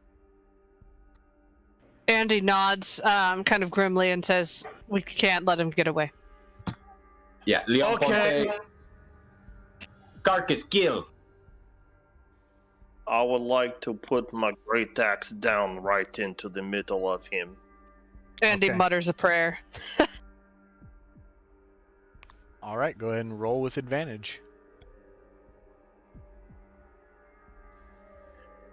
With advantage, that is 26 to hit. That'll hit. Roll damage. That is 19 points of slashing damage. And he immediately goes limp, and he is now dead.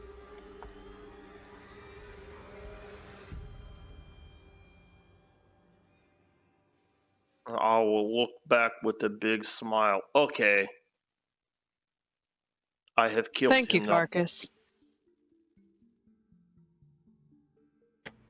All right. Well, I can only assume that he was crawling away to try and alert the rest of the fortress to our presence. And I would assume, since this bunker is not connected to the rest of the fortress, but they have to, take shifts stationing people out here, that this hatch here probably leads inside the fortress. So this might be our way in undetected. You're probably right, but let's work under the assumption that they know we're here. We need to be as quiet and careful as possible. I agree that we need to be quiet and careful. I think we might have gotten lucky here and they might not know we're here, but we need to be quiet and careful either way for sure.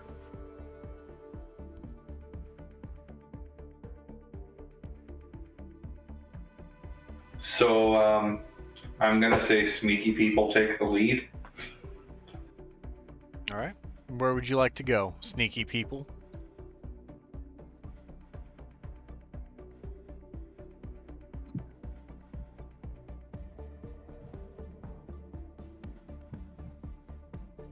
What options do we have? Well, you have the main gates that you saw previously, and then there is a small hatch, or a medium-sized hatch that is at the base of this structure that you're in. Hmm? Well, Vega's gonna strongly suggest that we take the hatch to see if it leads inside the fortress, because that might be our best way to sneak in. Leon Ponte would agree. Andy will nod as well. Okay. So if the sneakiest among us wouldn't mind scouting a bit ahead while the rest of us, hang back so as not to give away our position, I think that might be our best bet. Once again, Leon Ponte will look to Eclipse and see if she's ready for some more sneaky. She will nod and then open the hatch and climb down. And Leon Ponte will follow stealthily. Okay. So, you open up the hatch and it reveals a ladder below and complete darkness. So who has dark vision amongst the both of you? I do. Okay. So you can see that this ladder descends about 20 feet before it reaches the ground. Who would like to go first? I'll go first. Okay.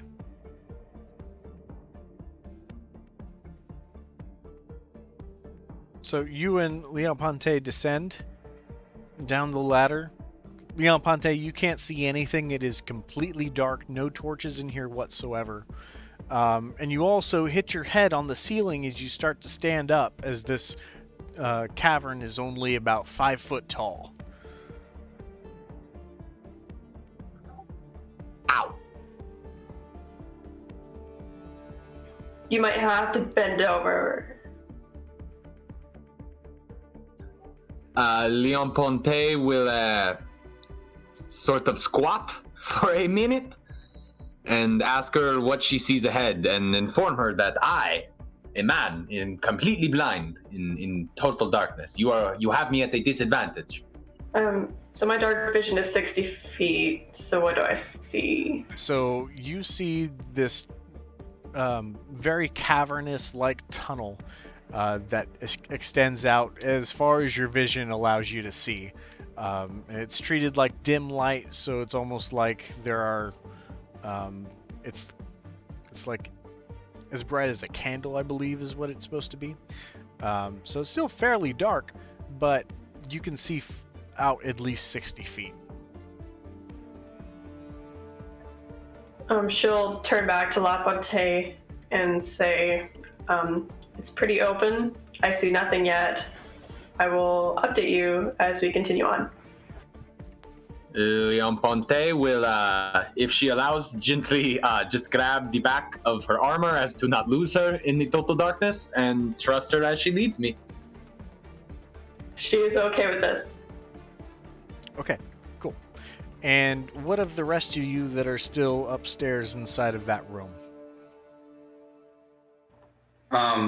Once they've made their way down, I would suggest that we go down after them and just wait until they have gone a little bit ahead of us before we start moving, and then just keep moving until we hear them make a noise in front of us or we see something.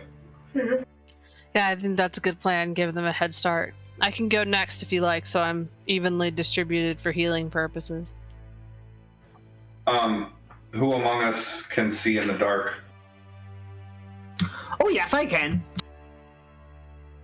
I cannot. Well, stick out your hand. Zizix might have to lead if he's the only one with dark vision. Andy will stick out her hand.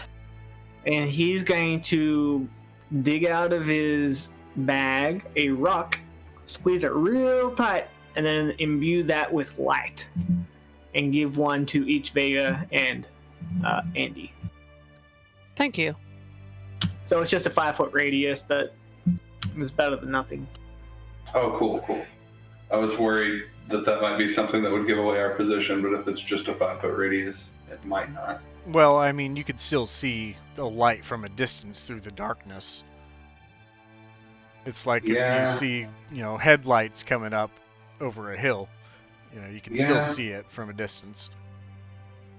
Well, I might bring that up then. Well, I appreciate this, and that would make it easier for us to see, but I'm also worried that it might make us easier to be seen if we're trying to sneak up on them. Perhaps we can use it to descend the hatch and then put them out.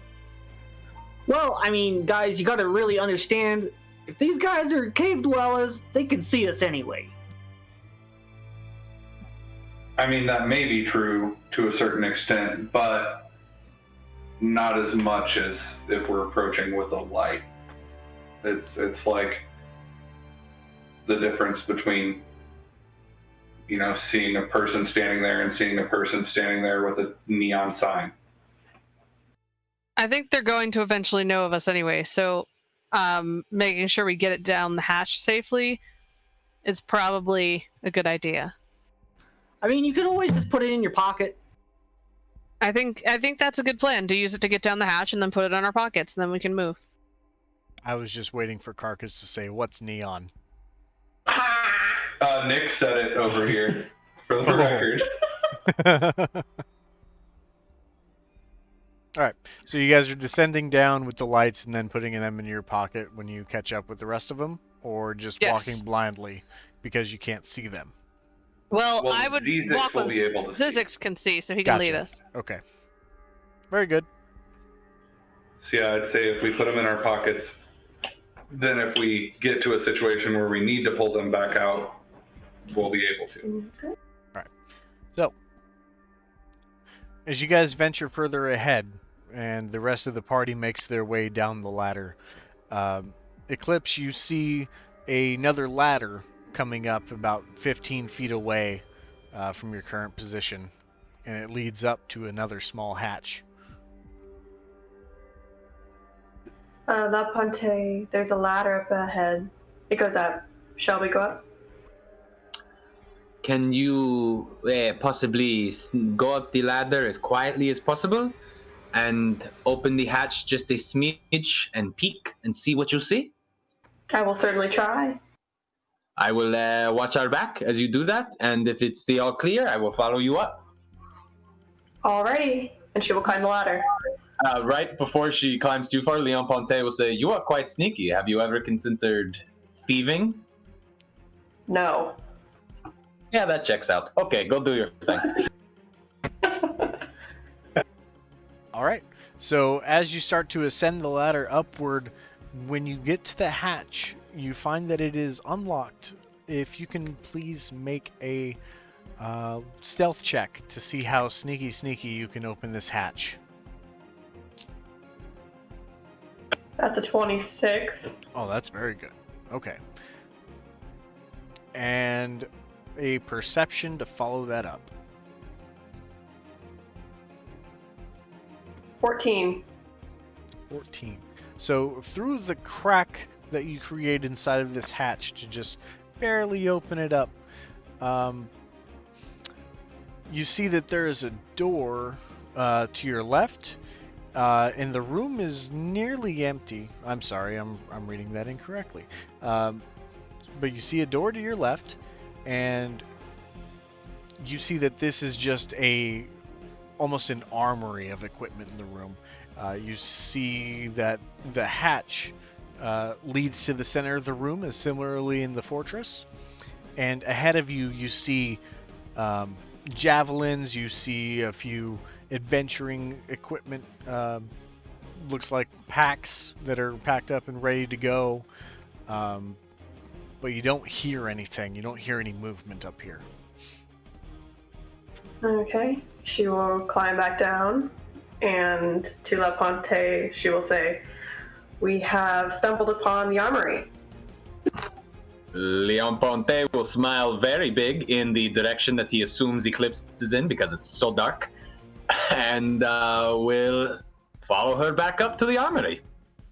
Before they do, she'll pat his face so he knows which direction to look in. Grazie, thank you very much.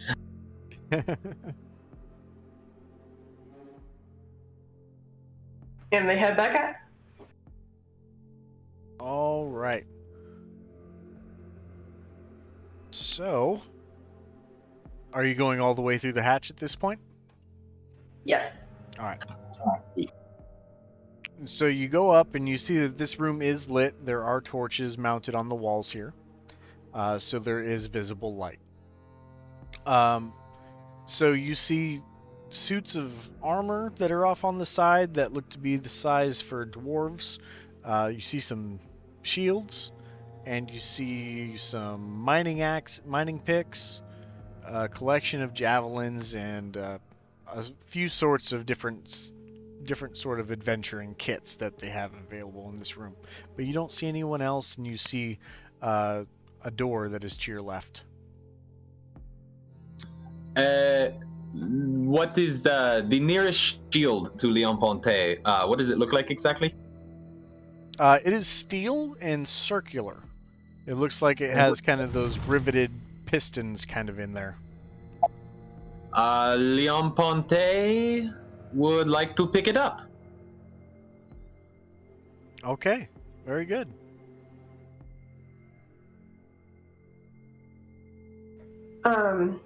What kind of kits are there? Go ahead and roll investigation.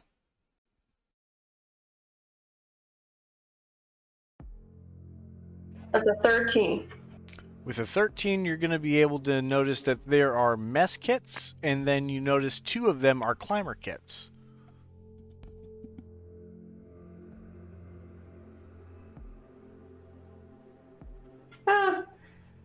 She'll take a climbing kit.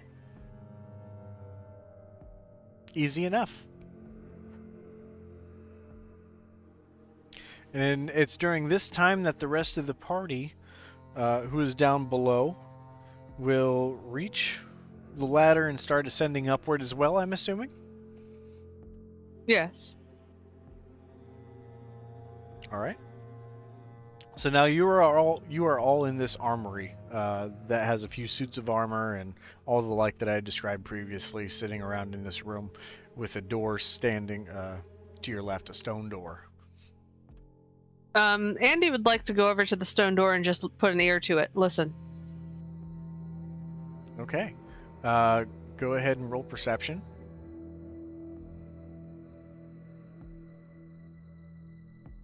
Okay, that is a 23 total. It's not a natural 20 though. It is a 19. Okay. So unfortunately, you're unable to hear through stone as it provides quite the barrier of sound. Okay. She's gonna look at everyone else and say, soundproof.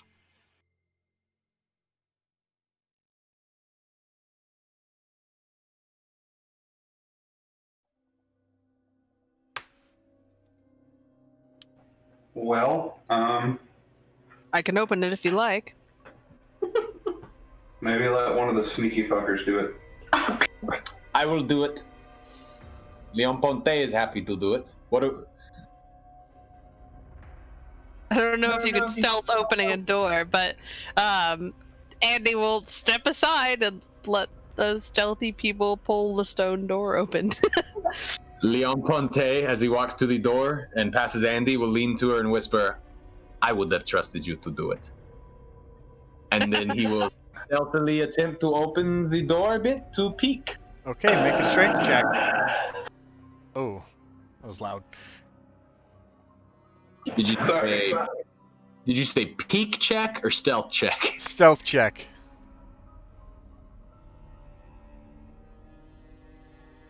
Oh, I'm sorry. Strength check. You need a strength check to open this door.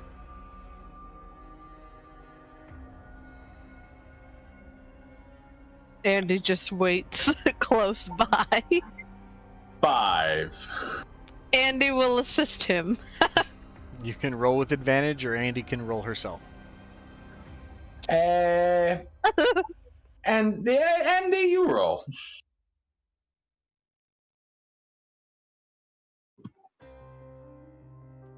It's a 13. That is just enough to get this door to slowly start sliding, and you hear a as the stone is grinding against the floor as it opens. For the record, when I made the stealth suggestion, I had missed that it was a stone door. I just heard door. Andy will look at Leon Ponte and say, "Thanks for the vote of confidence," in a whisper. All right. So this stone door opens up, and you are met with a set of stairs that ascend upwards. And you can't see past the staircase as it goes up about 30 feet.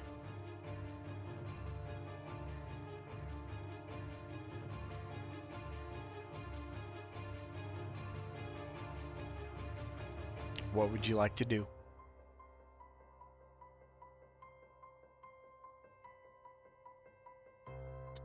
Andy will look at Leon Ponte because she considers him the leader of this mission. Leon Ponte, with this sudden metaphorical title, will ask Andy, "No, there is a reason you are here. I follow your lead. You open the door. You have proven yourself to be strong. Lead us." All right. Oh Andy, my god. Andy dips her head and will start stepping through the door to get a better look at the room. All right. Leon Ponte will then quickly turn to the rest and say, "I just didn't want to go first. That's so scary." Eclipse will say, I get that. Yeah, I'll just kind of nod knowingly. Yeah. I will just shrug my shoulders at Pointy and push past him and go in with and. All right. So as you start to ascend the staircase, you start to peer overhead as the stairs start to level out and create the room that is ahead of you. You see a large, nearly empty room with some arrow slits also in this in the walls to your left. You see where the snow has drifted into some corners and frost covers the stone walls. But there's nothing of note in this room in particular. Is there another exit from the room except apart from the one we came in? Yes, there is a stone door ahead of you. Stone door ahead. Thank you. I heard it that time. Andy will go approach that stone door and open it. Okay. Go ahead and make a strength check. That's going to be a 10. A 10. You just can't get this one quite open. It's proving to be a little tough. Andy will look back and say, Carcass, could you help me open this, please? Yes, Carcass will help you with the door. Thank you, Carcass. All right, go ahead and make a stealth check. Stealth check. I'm sorry, strength check. Strength check. Yep. That is a 23. All right, very good. So you open this door with ease, with the loud grinding of the stone against the floor, and you see ahead a long hallway, but what catches your attention, even for you, Carcass, is that you see 3 cages set up off to the right of the back of this room. This hall is devoid of decoration. A frozen well stands near a hallway to which you were standing, and there are 3 cages that are pushed up against the wall. One contains a malodorous ogre with rotting, half-frozen skin and an empty right eye socket. Another cage holds a pair of nervous goats, but the third cage is empty. And leaning against the wall near the cage is a wooden dog sled with ice clinging to it. Sam, real quick, compliments on the contrast between the beautifully, horrifically described ogre and then some nervous goats. Thank you very much. Is the ogre still alive? From your perspective, it's about as live as that kobold that Carcass trampled over. Gross.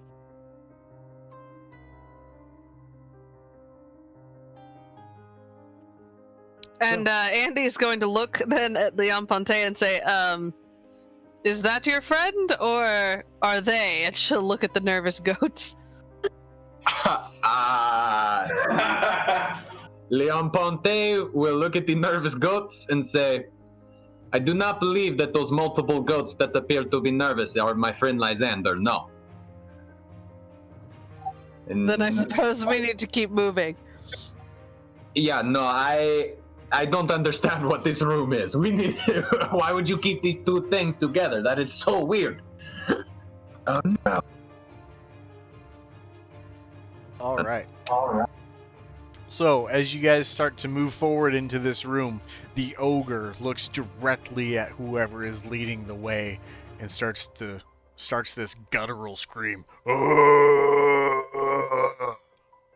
Ah, crap. Andy's gonna then try and silence it with her crossbow by shooting an arrow straight at its throat. Okay. Go ahead and roll to attack. Okay.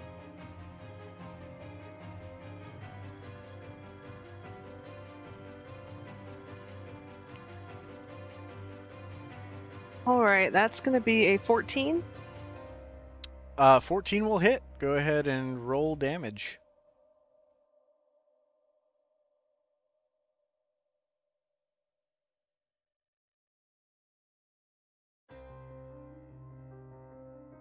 That's 6 damage.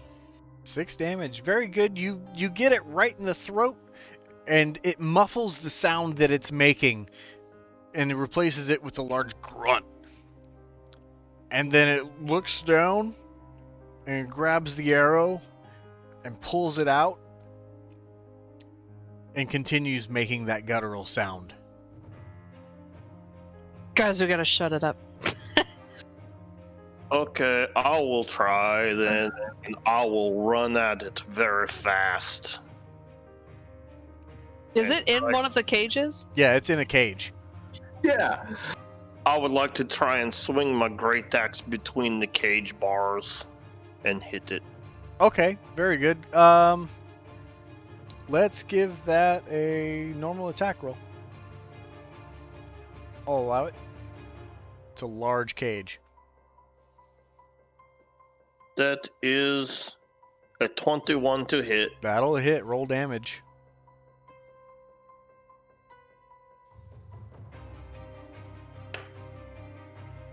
That is 13 slashing damage.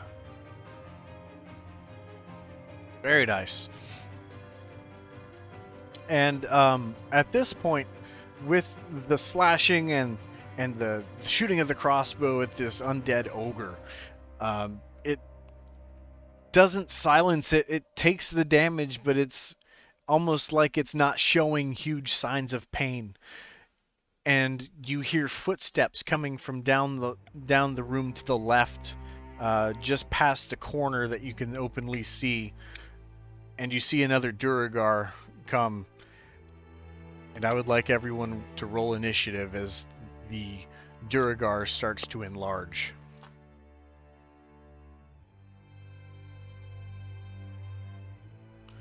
So give me 1 second here. And I am going to get this encounter going.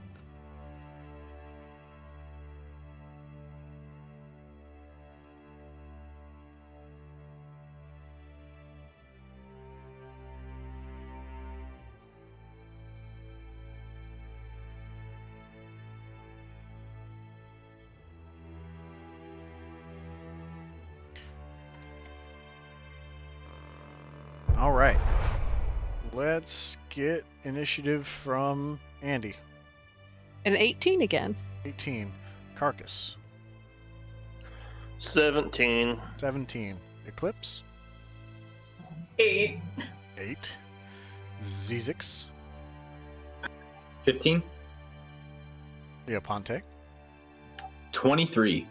Very nice. Vega. 17. Hey, not bad.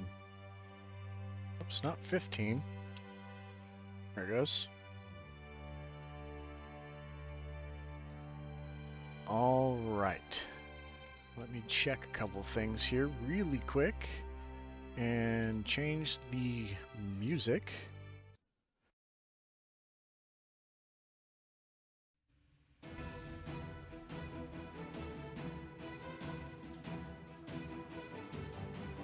The goats get increasingly more nervous. The goats are getting increasingly nervous. That's absolutely correct. And about 30 feet away from you is going to be the Duragar, who's got a set of keys on his hip, and he's looking like he's enlarging and making his way towards you guys. And first up is going to be Leoponte. Do I have a direct shot at him? Like, is he at an angle to where I could attack him from a distance? Yeah, definitely. Then Leon Ponte would like to throw his boomerang. 1 second. All right, go for it.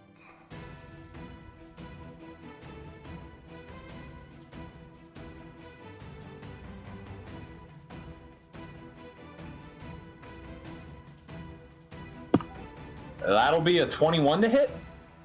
That'll definitely hit. Cool. I will roll damage.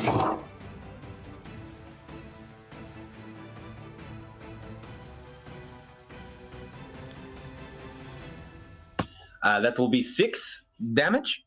6 damage, very good.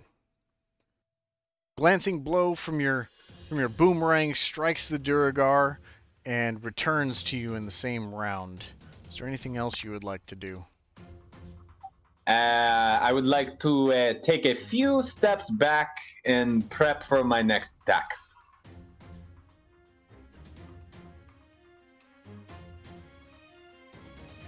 All right. Bringing up Andy next. All right, I'm going in with my warhammer.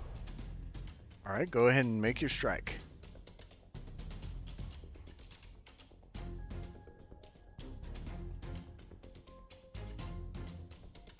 All right, that is going to be a 15.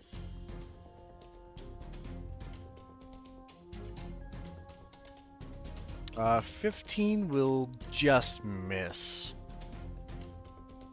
All right, that's all I can do. All right. But she's not disengaging. So at this point, it's the ogre's turn, and he's gonna grasp at his cages and shake and continue, and creating that guttural sound of alarm that it seems to be creating. But next will be Carcass. Okay, I would like to run up to him, and I will swing my great axe in a reckless attack. Okay.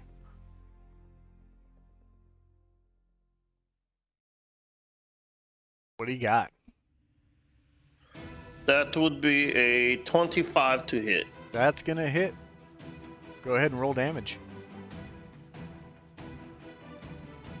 That is 14 points of damage. Ooh. You land a huge strike on this Duergar, as your hits today have landed so cleanly and so effectively that you create a large dent in his armor right in his chest. And as you pull your great axe, you reveal that you have made a cut onto his chest and broken through his armor, even in his enlarged state. Is there anything else you would like to do?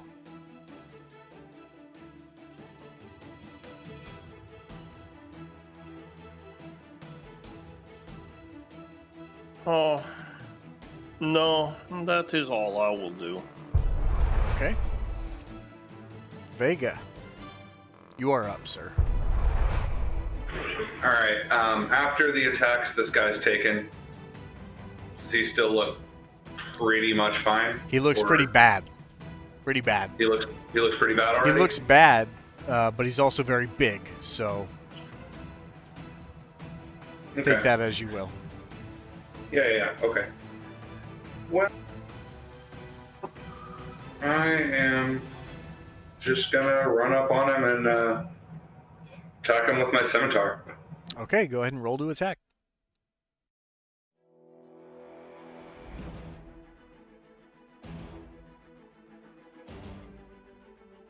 Yeah, no, I didn't hit him.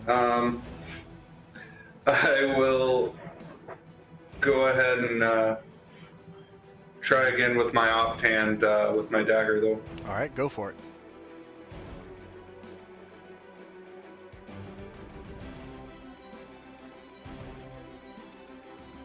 Wow, exact same shitty roll. So no, I missed him twice. All right, twice missed. And that brings us to Zizix. Yes, he's going to look at the ogre in the cage, and back at the Durga, and then back at the ogre, and kind of back and forth for a second, and then he's going to hold his shield tightly and shoot a firebolt at the Durga. All right, go ahead and make your attack.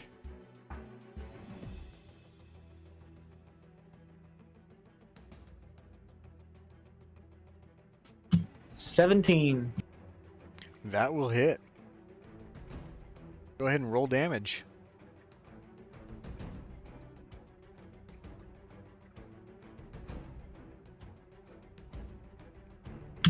Five fire damage.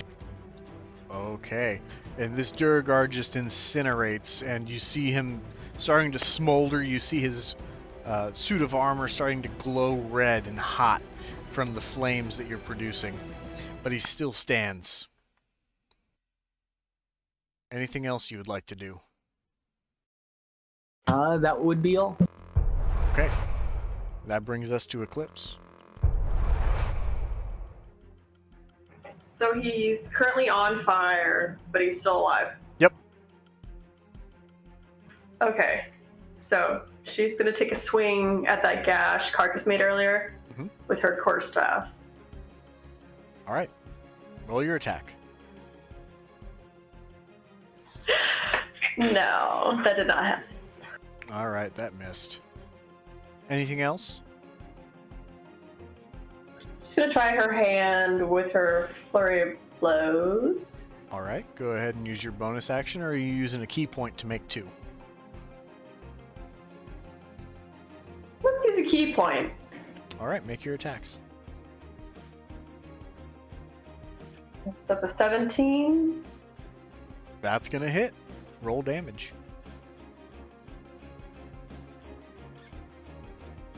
Uh, 7 damage. All right. Describe your fatality.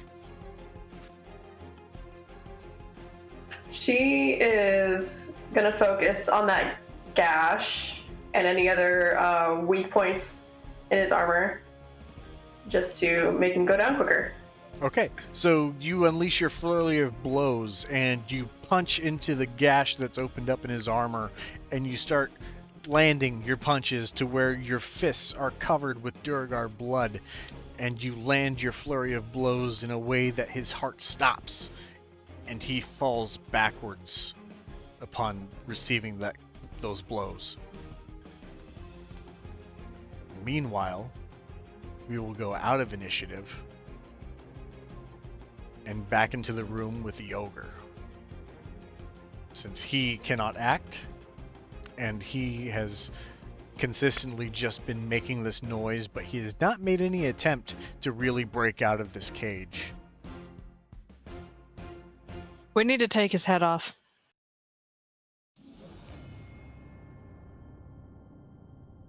Where did this Miranda come from?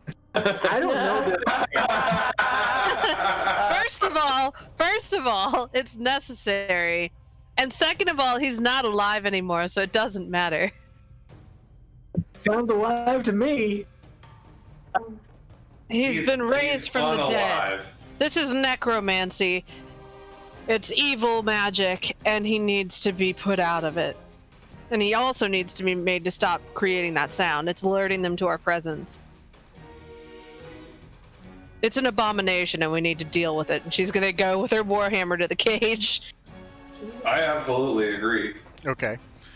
Go ahead and you attack him through the bars, similar to how Carcass Yeah, did. I'm gonna go on the other side of his neck, try to unhinge that head, try to cut off the sound again. Okay, very good. Go ahead and make your attack. Ooh, natural 19, so that's a 23. Oh yeah, that's gonna hit. Go ahead and roll damage. Ooh, an almost max damage. So that's 7 plus 2, so 9. Okay, 9 damage. Very good, very good. Is anyone else partaking in this endeavor? Oh yeah, I suppose I'll help her out. All right, Vega, go ahead. I guess I'll just take a swing with my scimitar here. All right, make your attack. Alright, I'm not using that dice anymore. Uh-oh. Yeah, after my bonus, that'd be what, like a 12? Yeah, that'll hit. Oh, that's good. You only need an 8 to hit this guy. Oh, that's, Full disclosure. That's nice. Cool. Then let me roll my damage here. Nice, 8 slashing damage Okay, very good. to his neck. Anything else? I mean, I guess I could take a swing with my dagger too. Yeah, might as well.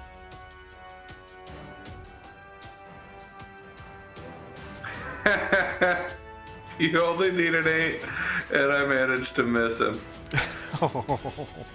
All right. These dice are not my friends at the moment. They hate you. All right, who's next Yeah, to taking yeah. a shot at the caged ogre zombie? Leon Ponte will not be partaking at the moment. Okay. He's just going to watch. Stay with the corpse. Who rolled dice? That was Oh, One at a time, guys. sorry, I was just trying to find dice that don't hate me, and Oh, gotcha. she was talking while I was rolling. That was my bad. It's all right. Is Eclipse gonna try her hand? Nah, she's good. She's Okay. currently covered in gross Carcass? so she's good. Yes, Carcass does not like to be left out, so I will recklessly attack this thing. All right, make your roll.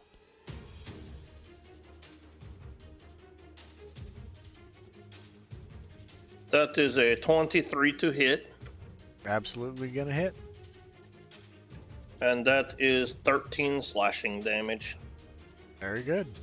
It is still alive, though pieces of it have started to be fallen off from its necrotic skin and obvious frostbite. Some of the limbs were already barely attached in the first place, but it's still alive at this point. So I guess I would next. like to- Oh, go ahead. Pick up any small pieces and put them in my bag. Easy enough. You probably pick up a couple of digits that came off of his fingers. So I guess we'll go back to Andy to finish this guy off. Sure thing. Make your attack. That's a 15. That's definitely going to hit.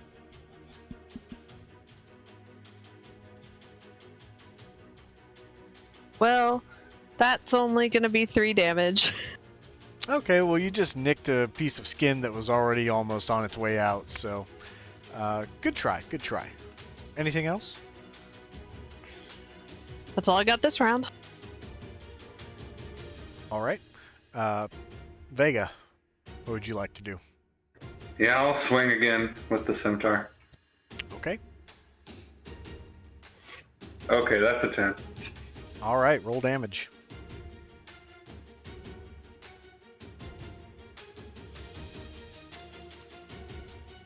That's 4 damage. 4 damage, okay. It is still up, though not by very much. It's dropped down to a knee as your strike had glanced on its actual tendons that are holding it upright, and it seems like it cannot stand at this point. Is there anything else you would like to do? Yeah, I'll go again with the dagger. Go for it. 17. Yeah, that'll hit. Absolutely. 5 damage. Okay. Go ahead and describe your fatality.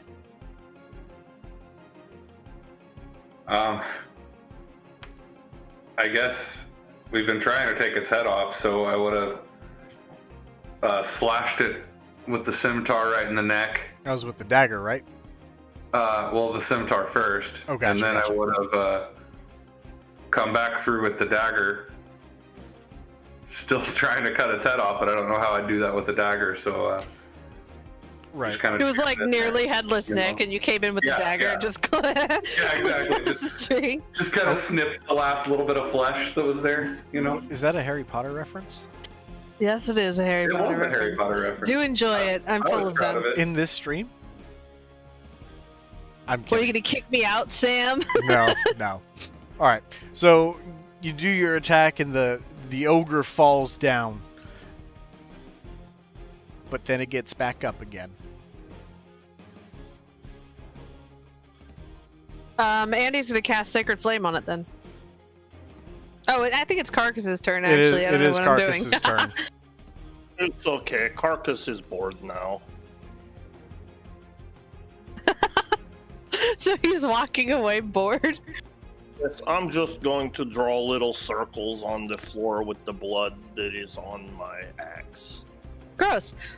So Andy is going to go ahead then and cast Sacred Flame on him for radiant damage. Okay. Does that require a dex save? I believe. Yes, it's a dex save. At The DC is disadvantage? going to be a 14. Yeah, he's gonna fail miserably. All right. Roll damage. Okay, that's gonna be. It's just straight damage, right? Yeah. 6. Okay. And as it's trying to get back up, you cast Sacred Flame, and this beam of radiant energy just erupts from around it and spikes into this undead ogre, and it falls down. And then it gets Andy's back gonna- up again. Oh, that's so annoying. Um, can I like roll an insight to know how to take it down permanently? I'm not sure if this is something I would know as a cleric or. Go what? ahead and make a religion check. Natural 20. So you know that some undead beings have this unnatural fortitude to be able to withstand even the mightiest of blows.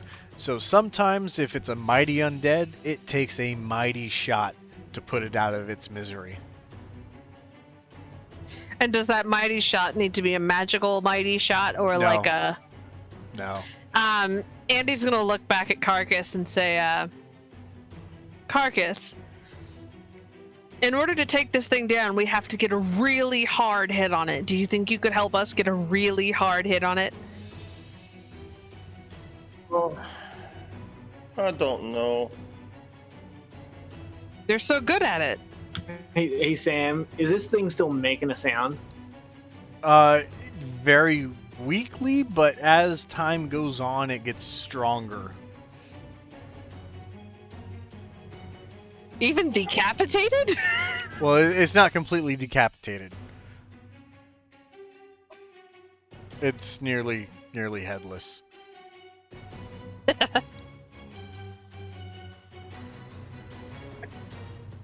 Hey, Carcass, buddy. We could really use your help taking this guy down. You might be the only one strong enough to do it. Okay. Yeah, you're so good at it, Carcass. Okay. I will take one last reckless attack at it. Okay. Make your attack roll. Is it 26? Alright, roll damage.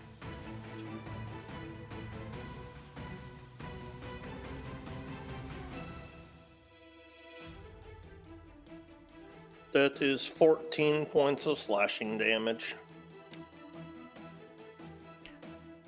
And you strike it so strongly that it goes down. And it does not get back up. Oh, thank you. Thanks, Carcass. That was wonderful. Yes, Carcass hits things hard. Andy's gonna break the lock on the goat's cage. Okay. Go ahead and make a strength check. Oh, is it time to kill the goats now? No. No. But the goats are tasty. These are nice goats. That's a 15. Andy's gonna say, we eat after we save your friend. Yes. Okay, goats, I will come kill you later. I don't think we'll eat goat. I think we'll eat at the tavern. And Andy, with that strength check, you're able to use your hammer to just break the lock off the cage and swing the door open. And the goats start immediately taking a sprint towards the door that is slightly ajar. And they head out. Carcass, are you fighting your instincts to kill? No, I watched them running and I'm going to yell at the top of my lungs. They are making haste! It's okay. Let them go. We've got to save your friend. Leon Ponte would say, I do believe we should make haste to Lysander now. We should move on, yes? Yes. All right. Okay, and I will take off running. Of course. All right. Yeah, I had a feeling that might happen. Which way are you running? There Which way am I is. So you were facing back towards the way you came as you came back to the cages. And that's where I am running. All right. He's running backwards through the room that you just came from. And the whole time I will yell, make haste!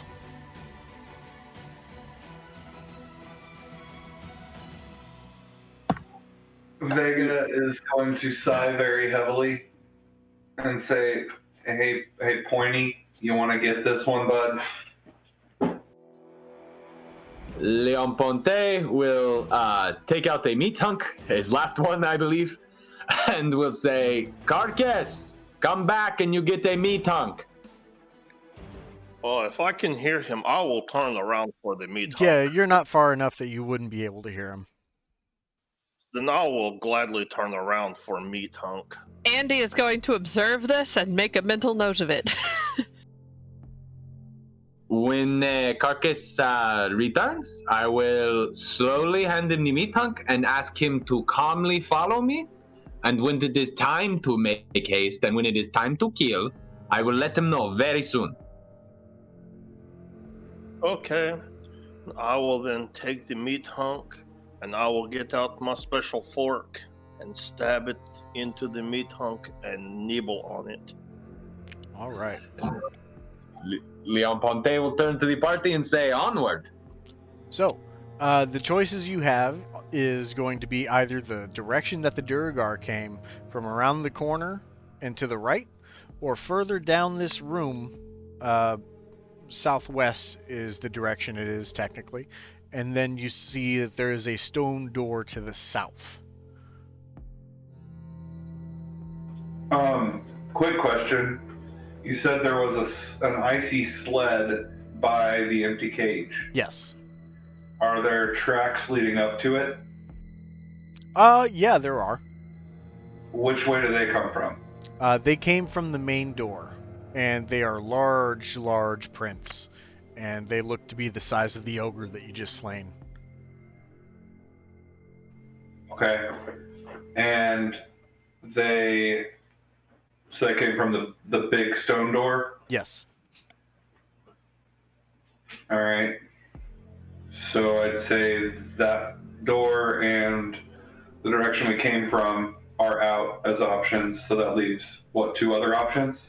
Yeah, so you can move forward and to the right from where the Duragar came, or you can go past the big door and further to the south to another set of stone doors that are further down this hallway, about 60 feet away from you. Zizix is going to go up to the sled and see if he can fit it in his bag of holding. How wide does your bag open? What kind of bag is it? Well, 1 sec. I have a hard time believing that you have a big enough bag that is literally large enough for you to fit in long-wise.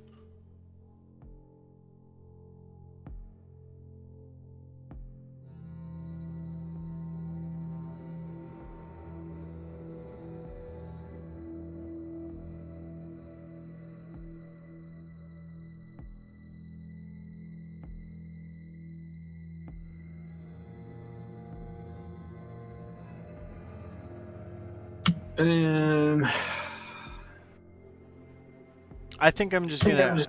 It's in the Dungeons Master Guide, but I don't have that. So. I don't think it's gonna open wide enough to fit in this sled. Okay.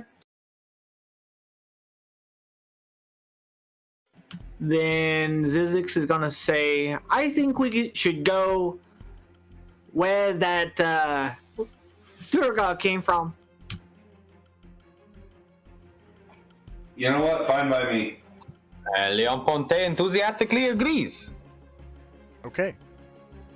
With that, you guys find yourselves in a large room that has holes in the bottom of the floor, that seemingly in some sort of pattern, and you see that there is on the left side of the room, when you're looking at it, there seems to be 2 entryways with a divider in between, but they look like they're connected to the same room, if you're understanding how I'm describing that.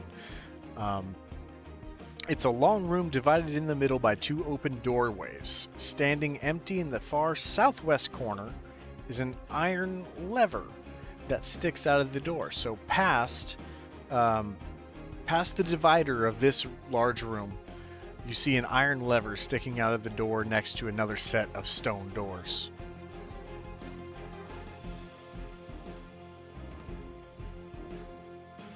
And at the lever, you see a Duragar. And that Duragar puts his hand on the lever, and he speaks, this time in Dwarvish. And he says, "Ah, you've activated my trap card," and pulls the lever. Oh, Sam. I loved that so much. So I need everyone to make a dexterity saving throw. Oh boy. Is this against a magical thing? No, this is not a magical thing. Is the dex save against something we can see? No, it is not. Okay.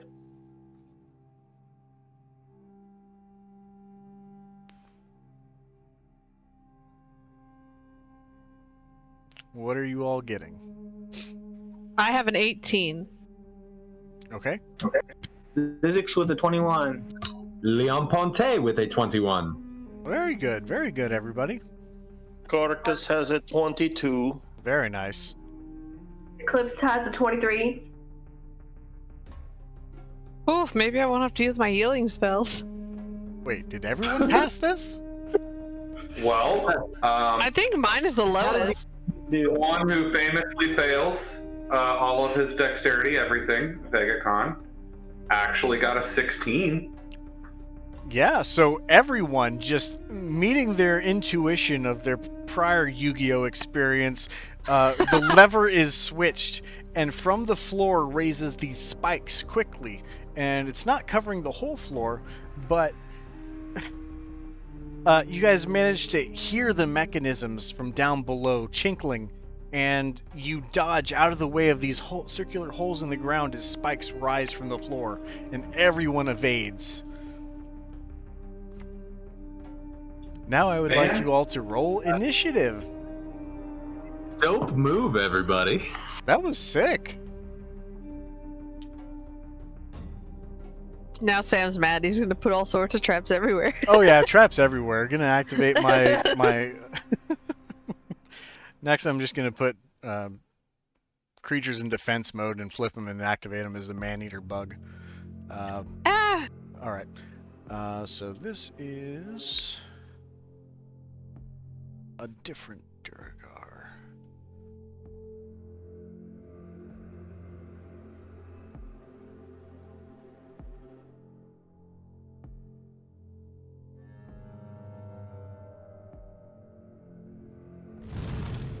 All right. So,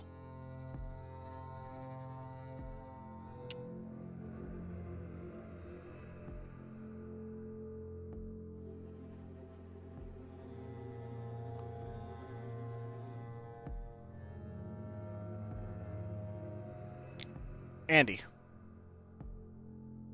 what is your I initiative? got an 8. Okay. Carcass. I got a 16. All right. Eclipse. 13. Zizix. 5. 5. Leoponte. 16. 16. Vega. I got a nat 20, but my initiative's -1. So you got a so 19. 19, yeah. Very, very good. All right. So first act is going to be Vega. Might be the first time ever.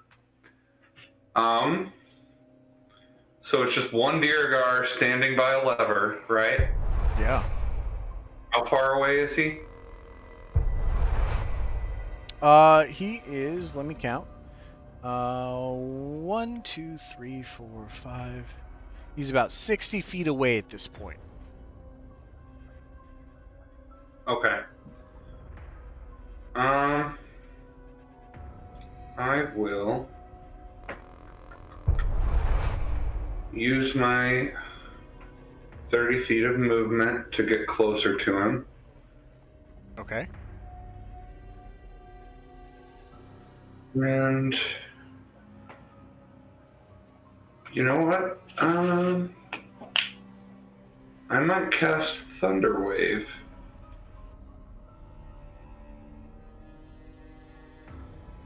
Thunder Wave is, I think, 5-foot area of radius around you. Oh no, it's 15 foot. 15. But that still wouldn't get to him, so Right. never mind. And it would get to all of us. No, I wouldn't, because I moved 30 feet. Yeah, he moved 30 Okay. out. I was like, It oh would, just, it God. would just do absolutely nothing to anyone. Everyone stumbles and falls on the spikes. Sorry, I was just excited that I was out of everyone else's range. So I was like, oh, I can actually use, but that wouldn't be in his, so it wouldn't matter. Open field battles is where you want to do that. Yeah, for sure. Okay, not close enough for that. Sorry, I'm not used to having to prepare on the fly like this. I always Yeah, you go first this time. You know, I'll just move 30 feet closer to him and throw a fucking firebolt at him. Okay, go ahead and roll to attack.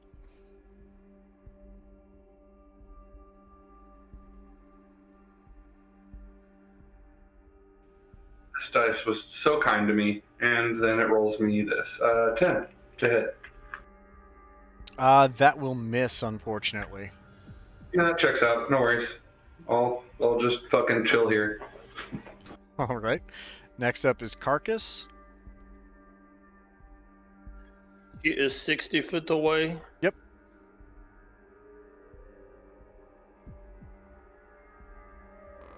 Then I will run at him, and I will use my action to dash.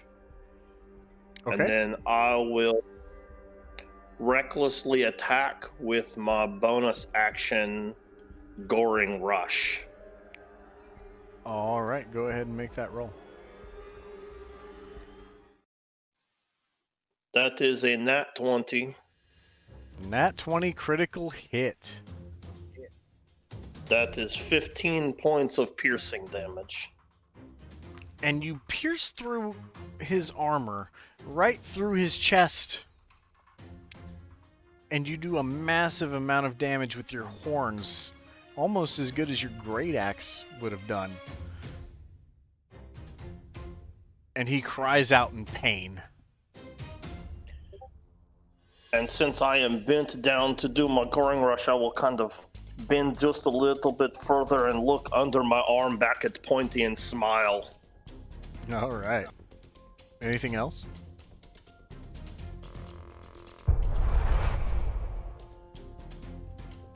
No, I think I have done everything I can do. Absolutely right. Lea Ponte. This guy's still breathing? He's still breathing well through one lung. Okay, and how far away was it again? 60 feet. 60 feet. Leon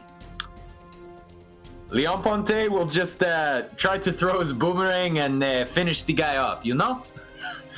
Okay, go for it.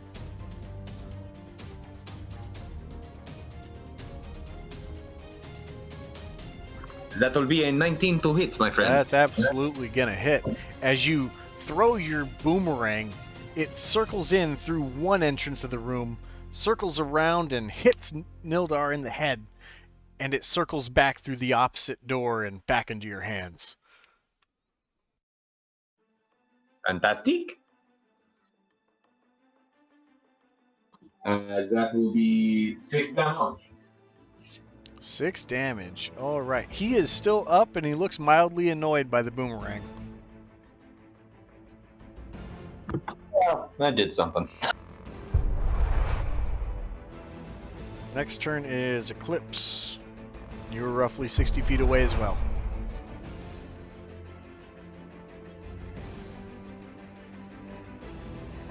Can I move all that in one turn, or did I have to say 2? So I think at further levels, when you choose a monk tradition, you can choose Way of the Shadow that allows you to use a bonus action dash. But at this point, you would have to use your move action and your attack action You could use your bonus action to make a single unarmed strike, but you wouldn't be able to use your key point, as that stipulates that you would have to use your standard action first. Right. I think I'm gonna take that those two turns to move the full amount. Okay. And we will try that singular unarmed strike. All right, go for it. Roll your attack. 17. 17 will hit. Roll damage. 5 damage. How much? 5. Oh, very nice. And your punch has enough force behind it that it actually unseats him from Carcass's horn that he's still gored through. And he drops down to a knee, and he begins speaking in common. And he says, "My father is more powerful than any of you filthy creatures could imagine. You don't understand the glory of it. The power found in the ice. None of you do. But you will learn soon enough when my father unleashes his terror upon the 10 towns." There is no glory in terror.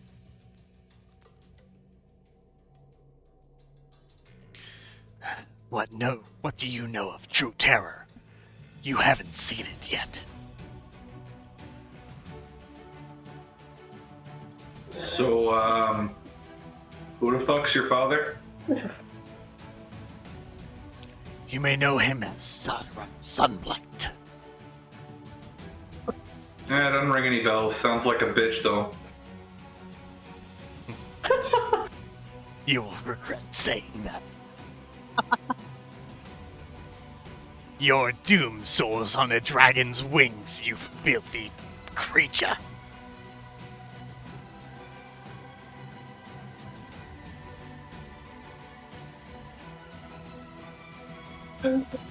Yeah, you know what?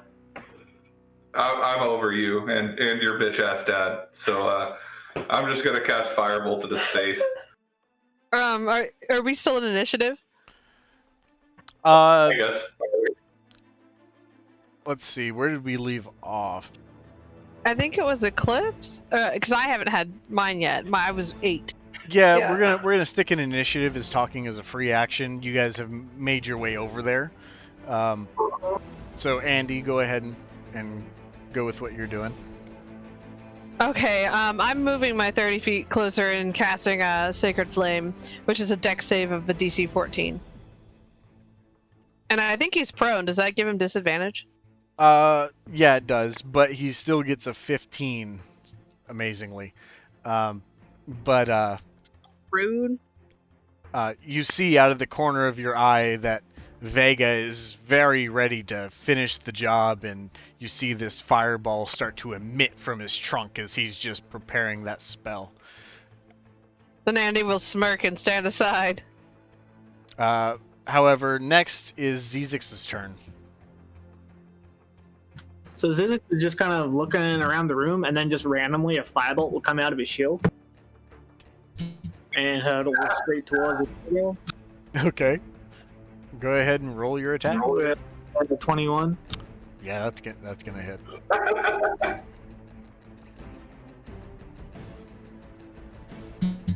It's only 3 damage. It's only 3 damage, but the way I'm seeing this play out right now is that you just unknowingly shot off your fireball, and almost at the same time as a reflex to hearing the shooting of this firebolt from your shield, Vega also releases his, and in tandem they strike Nildar, as creating this mini explosion of a 5-foot radius of a huge flame, and you hear him cry, "Ah, it burns!" And he goes down and he limps. He's down. Zizix is gonna be like very shocked at what just happened with his shield. Like, what the hell was that? Man, I really gotta get a grasp on this thing. You don't have control over it? I mean, magic isn't a science. Yeah, you might want to look at getting a grip on that. I mean, have you seen a fireball come out of the chute? Come on. That's pretty cool. It just would be less cool if it hit one of us, you know? Well, that hasn't happened yet. Well, good. Carcass! Oh, yes, my friend. No. Find Lysander. Okay, where is he? I don't know.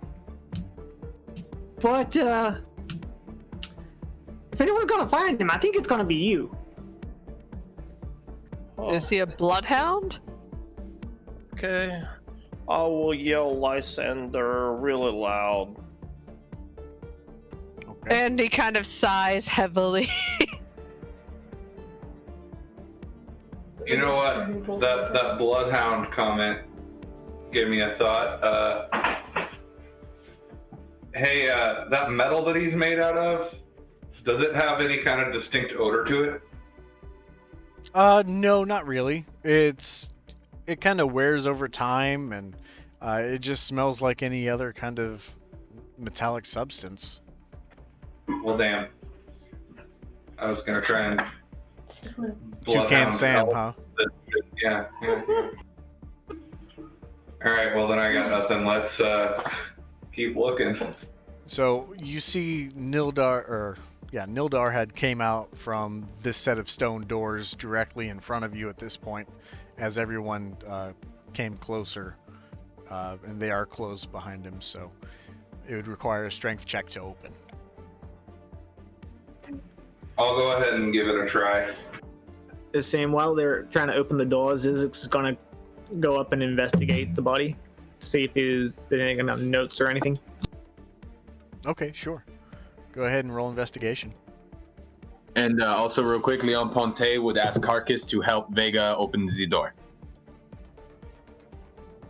Yes, Go ahead I and will make a strength happily check. help him.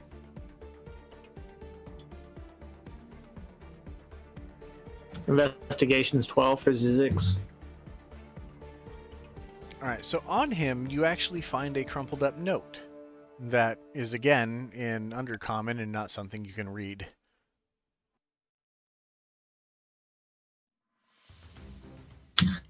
Hey guys, I found another note.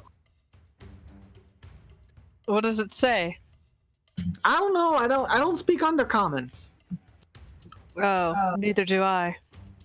I would like to point out that Carcass was quite successful in reading the last note that took us to here. Oh, that's great. And they will look at Carcass. But give him a moment. He is working on the door. I like to give him a task at a time, you know? Ah, yes. That seems like a good strategy. And yeah, Vega is definitely gonna need his help on the door because I got an 11 on that strength check. I got a 25. And with Carcass's help, you're absolutely able to open that stone door. Inside, you see a stone-carved bed and a desk occupy this drab room. And atop the desk are several shards of dark crystal, as well as a crumpled up piece of paper in burlap sacks draped over the glowing object that emits colored light and that shifts from blue to green. Leon Ponte would like to make his way in as fast as he can and head over to the shards of dark crystal, you say? In what condition are they in? Do they look filthy? Are they clean? Are they organized? What exactly? How are they? So they are exactly the same, and they seem to just be lined up on the table next to each other, kind of touching each other. But it's some sort of crystal substance. How much does it weigh? Like if I pick it up, is it heavy? It probably weighs about as much as you would feel a dagger would, and it's about the same size as well. I would like to place that in my bag. All right. Are you stealthing it at all, or are you just openly? Yeah, I would like to stealth it, please. So sleight of hand that. Yep.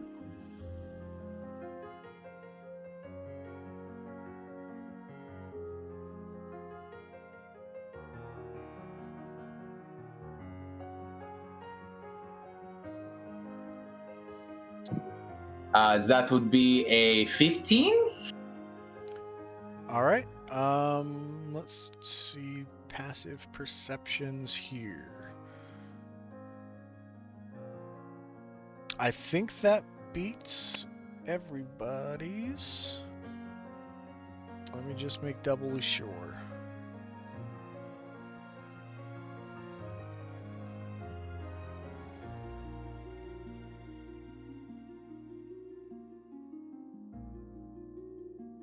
It looks like that is the case. So you were able to quickly slide that into your bag. Splendid. All right. What would you guys like to do now? I heard Zizix call for me, so I will go over to him. Okay. So what did you need, my little tiny friend? Well, I just didn't know if, how good your skills at finding people are. Oh, I don't know. I've never tried to find people. I see. Well, there's no time like the present. Do you think you could pick up anything? I can pick up a lot of things. I'm very strong. Yeah, you are. I don't have any presents for you.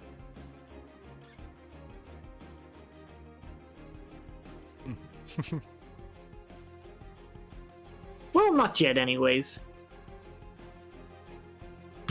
Sam, from here, where is there any doors or anything to another room? Not in here.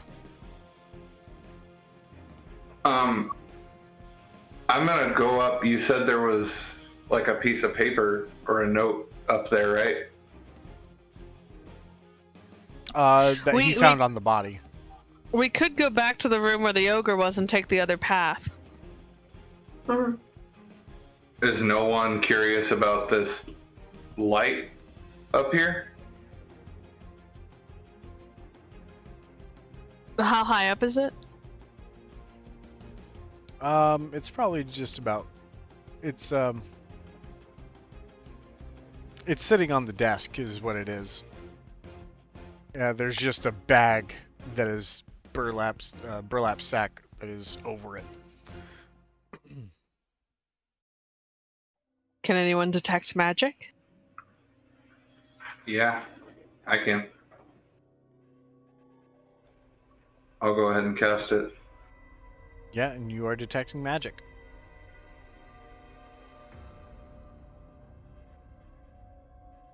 It is of the illusion variety, the illusion school. Coming from directly under the burlap sack, I assume. Yep. And all the magic that I'm picking up. Yep. Okay. Yeah, it's some kind of illusionary magic.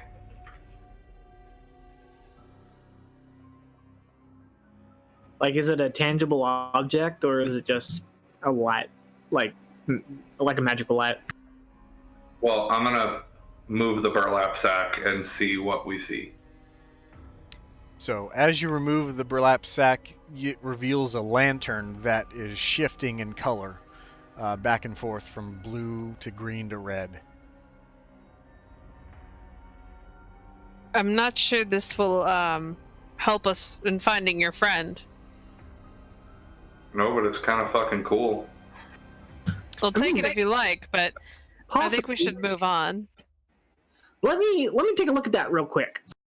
Everyone make an intelligence check except for Andy. Okay. All right.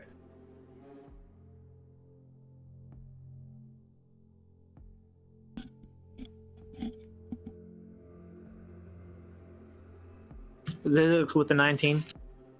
Okay, that's good enough.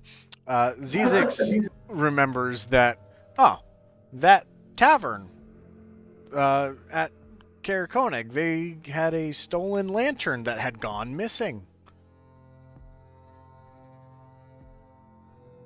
Oh yeah. Oh.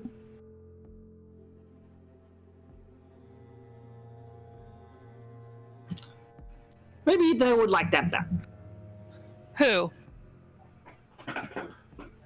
Yeah. But I remember that too with the 16. Yeah, you would. Anyone Who over would a like 13? it back? This is probably the lantern that was stolen from the town. They had a few things go. In that case, let's bring it with us and continue to look for your friend. Oh yeah, that's a good idea. All right. And moving back to that other room, is that what I heard you guys doing? Yeah.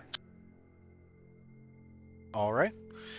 So you go back to that room and you notice the doors to the south that you had not yet gone through. Is that where you would like to go? Yes. Okay, go ahead and make a strength check.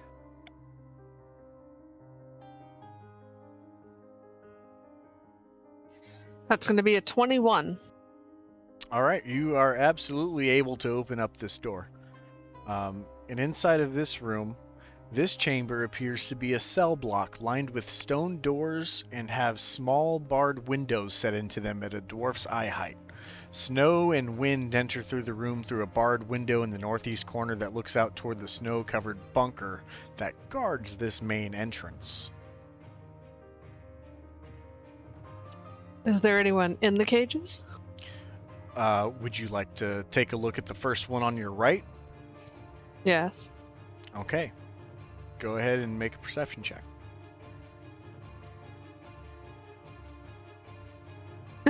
That's a natural 1 plus 4, so it's a 5. It looks like there's some sort of plant growth happening in this one. It's but it's moving and it's making noises. Andy kind of backs up from it and says, I'm not sure what's in there. It looks like very quickly, Leon Ponte. Leon Ponte would simply like to shout, Lysander! Are you in here, my friend? And Lysander would hear this. He would be able to respond. What? Who's there? Do not worry, my friend. It's Leon Ponte de Moy and Carcass and the other ones. Fantastic. It's good to hear a familiar voice. I would like to follow his voice to the corresponding cell. Absolutely. Andy will follow after to help him break it open if needed.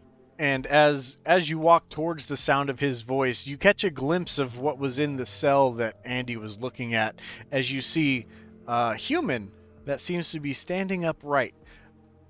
But he seems to be covered in fungal growth, as it looks like that these fungus are starting to transform this husk into some sort of sentient being, or a myconid, as you would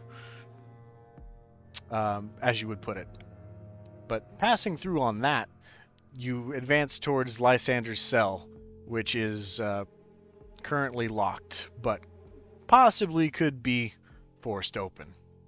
Is there a lock on the outside of it that can be picked? Yes. I would like to attempt that, if I may.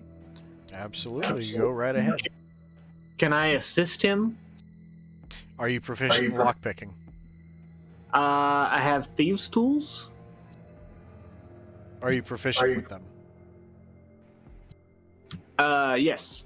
Okay, then yes, you can assist.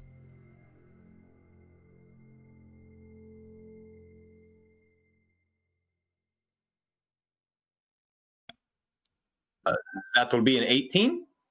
Yeah, and that pops open that lock, and the door is able to be opened normally. Lysander is free, though very hurt, standing at currently 6 hit points from his time being in the cell.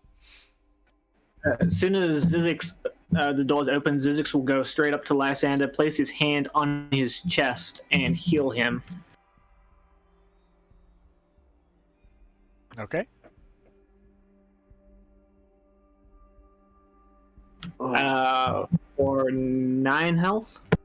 Very nice. Oh, that feels much better. Thank you. Yes, Thank yes, you. I know that's the thing you need. What? I know just the thing you need. You do. Thank you. Thank all of you. Who's your new friend here? Andy will step forward and offer a handout and say, Andy Reno. Lysander Blackburn. I tip my hat at her. Pleased to meet you. You too. Glad to see you're well. Thank you kindly. Let's say we get the hell out of here. Sure. Let me check the other cells. Other people might need freeing, and she's gonna do that. All right. But that is something that I think we can save for next week, as we have come to the end of our session here tonight. We still have a giveaway to hand out, so don't go anywhere. But I would like to say thank you for hanging out, and we appreciate all the participation in chat. Thank you, Maroon Macaroons, for the follow. Thank you, Carfish King, for the follow. Tallywhacker with the sub. Meowtro Wooth with the sub. And Flight Path Acquired with the follow. Thank you guys very much. I appreciate it. It goes a long way into supporting not only us, but the artists who help create these. And it's such a big thing to be able to do, especially for subsequent campaigns after this, being able to save up for that. So thank you again. And with that, I'm going to have the party wish you all adieu, and then we'll do the giveaway. Bye, guys. Thanks for watching. I love you all. By name, in particular. See you next week. Bye.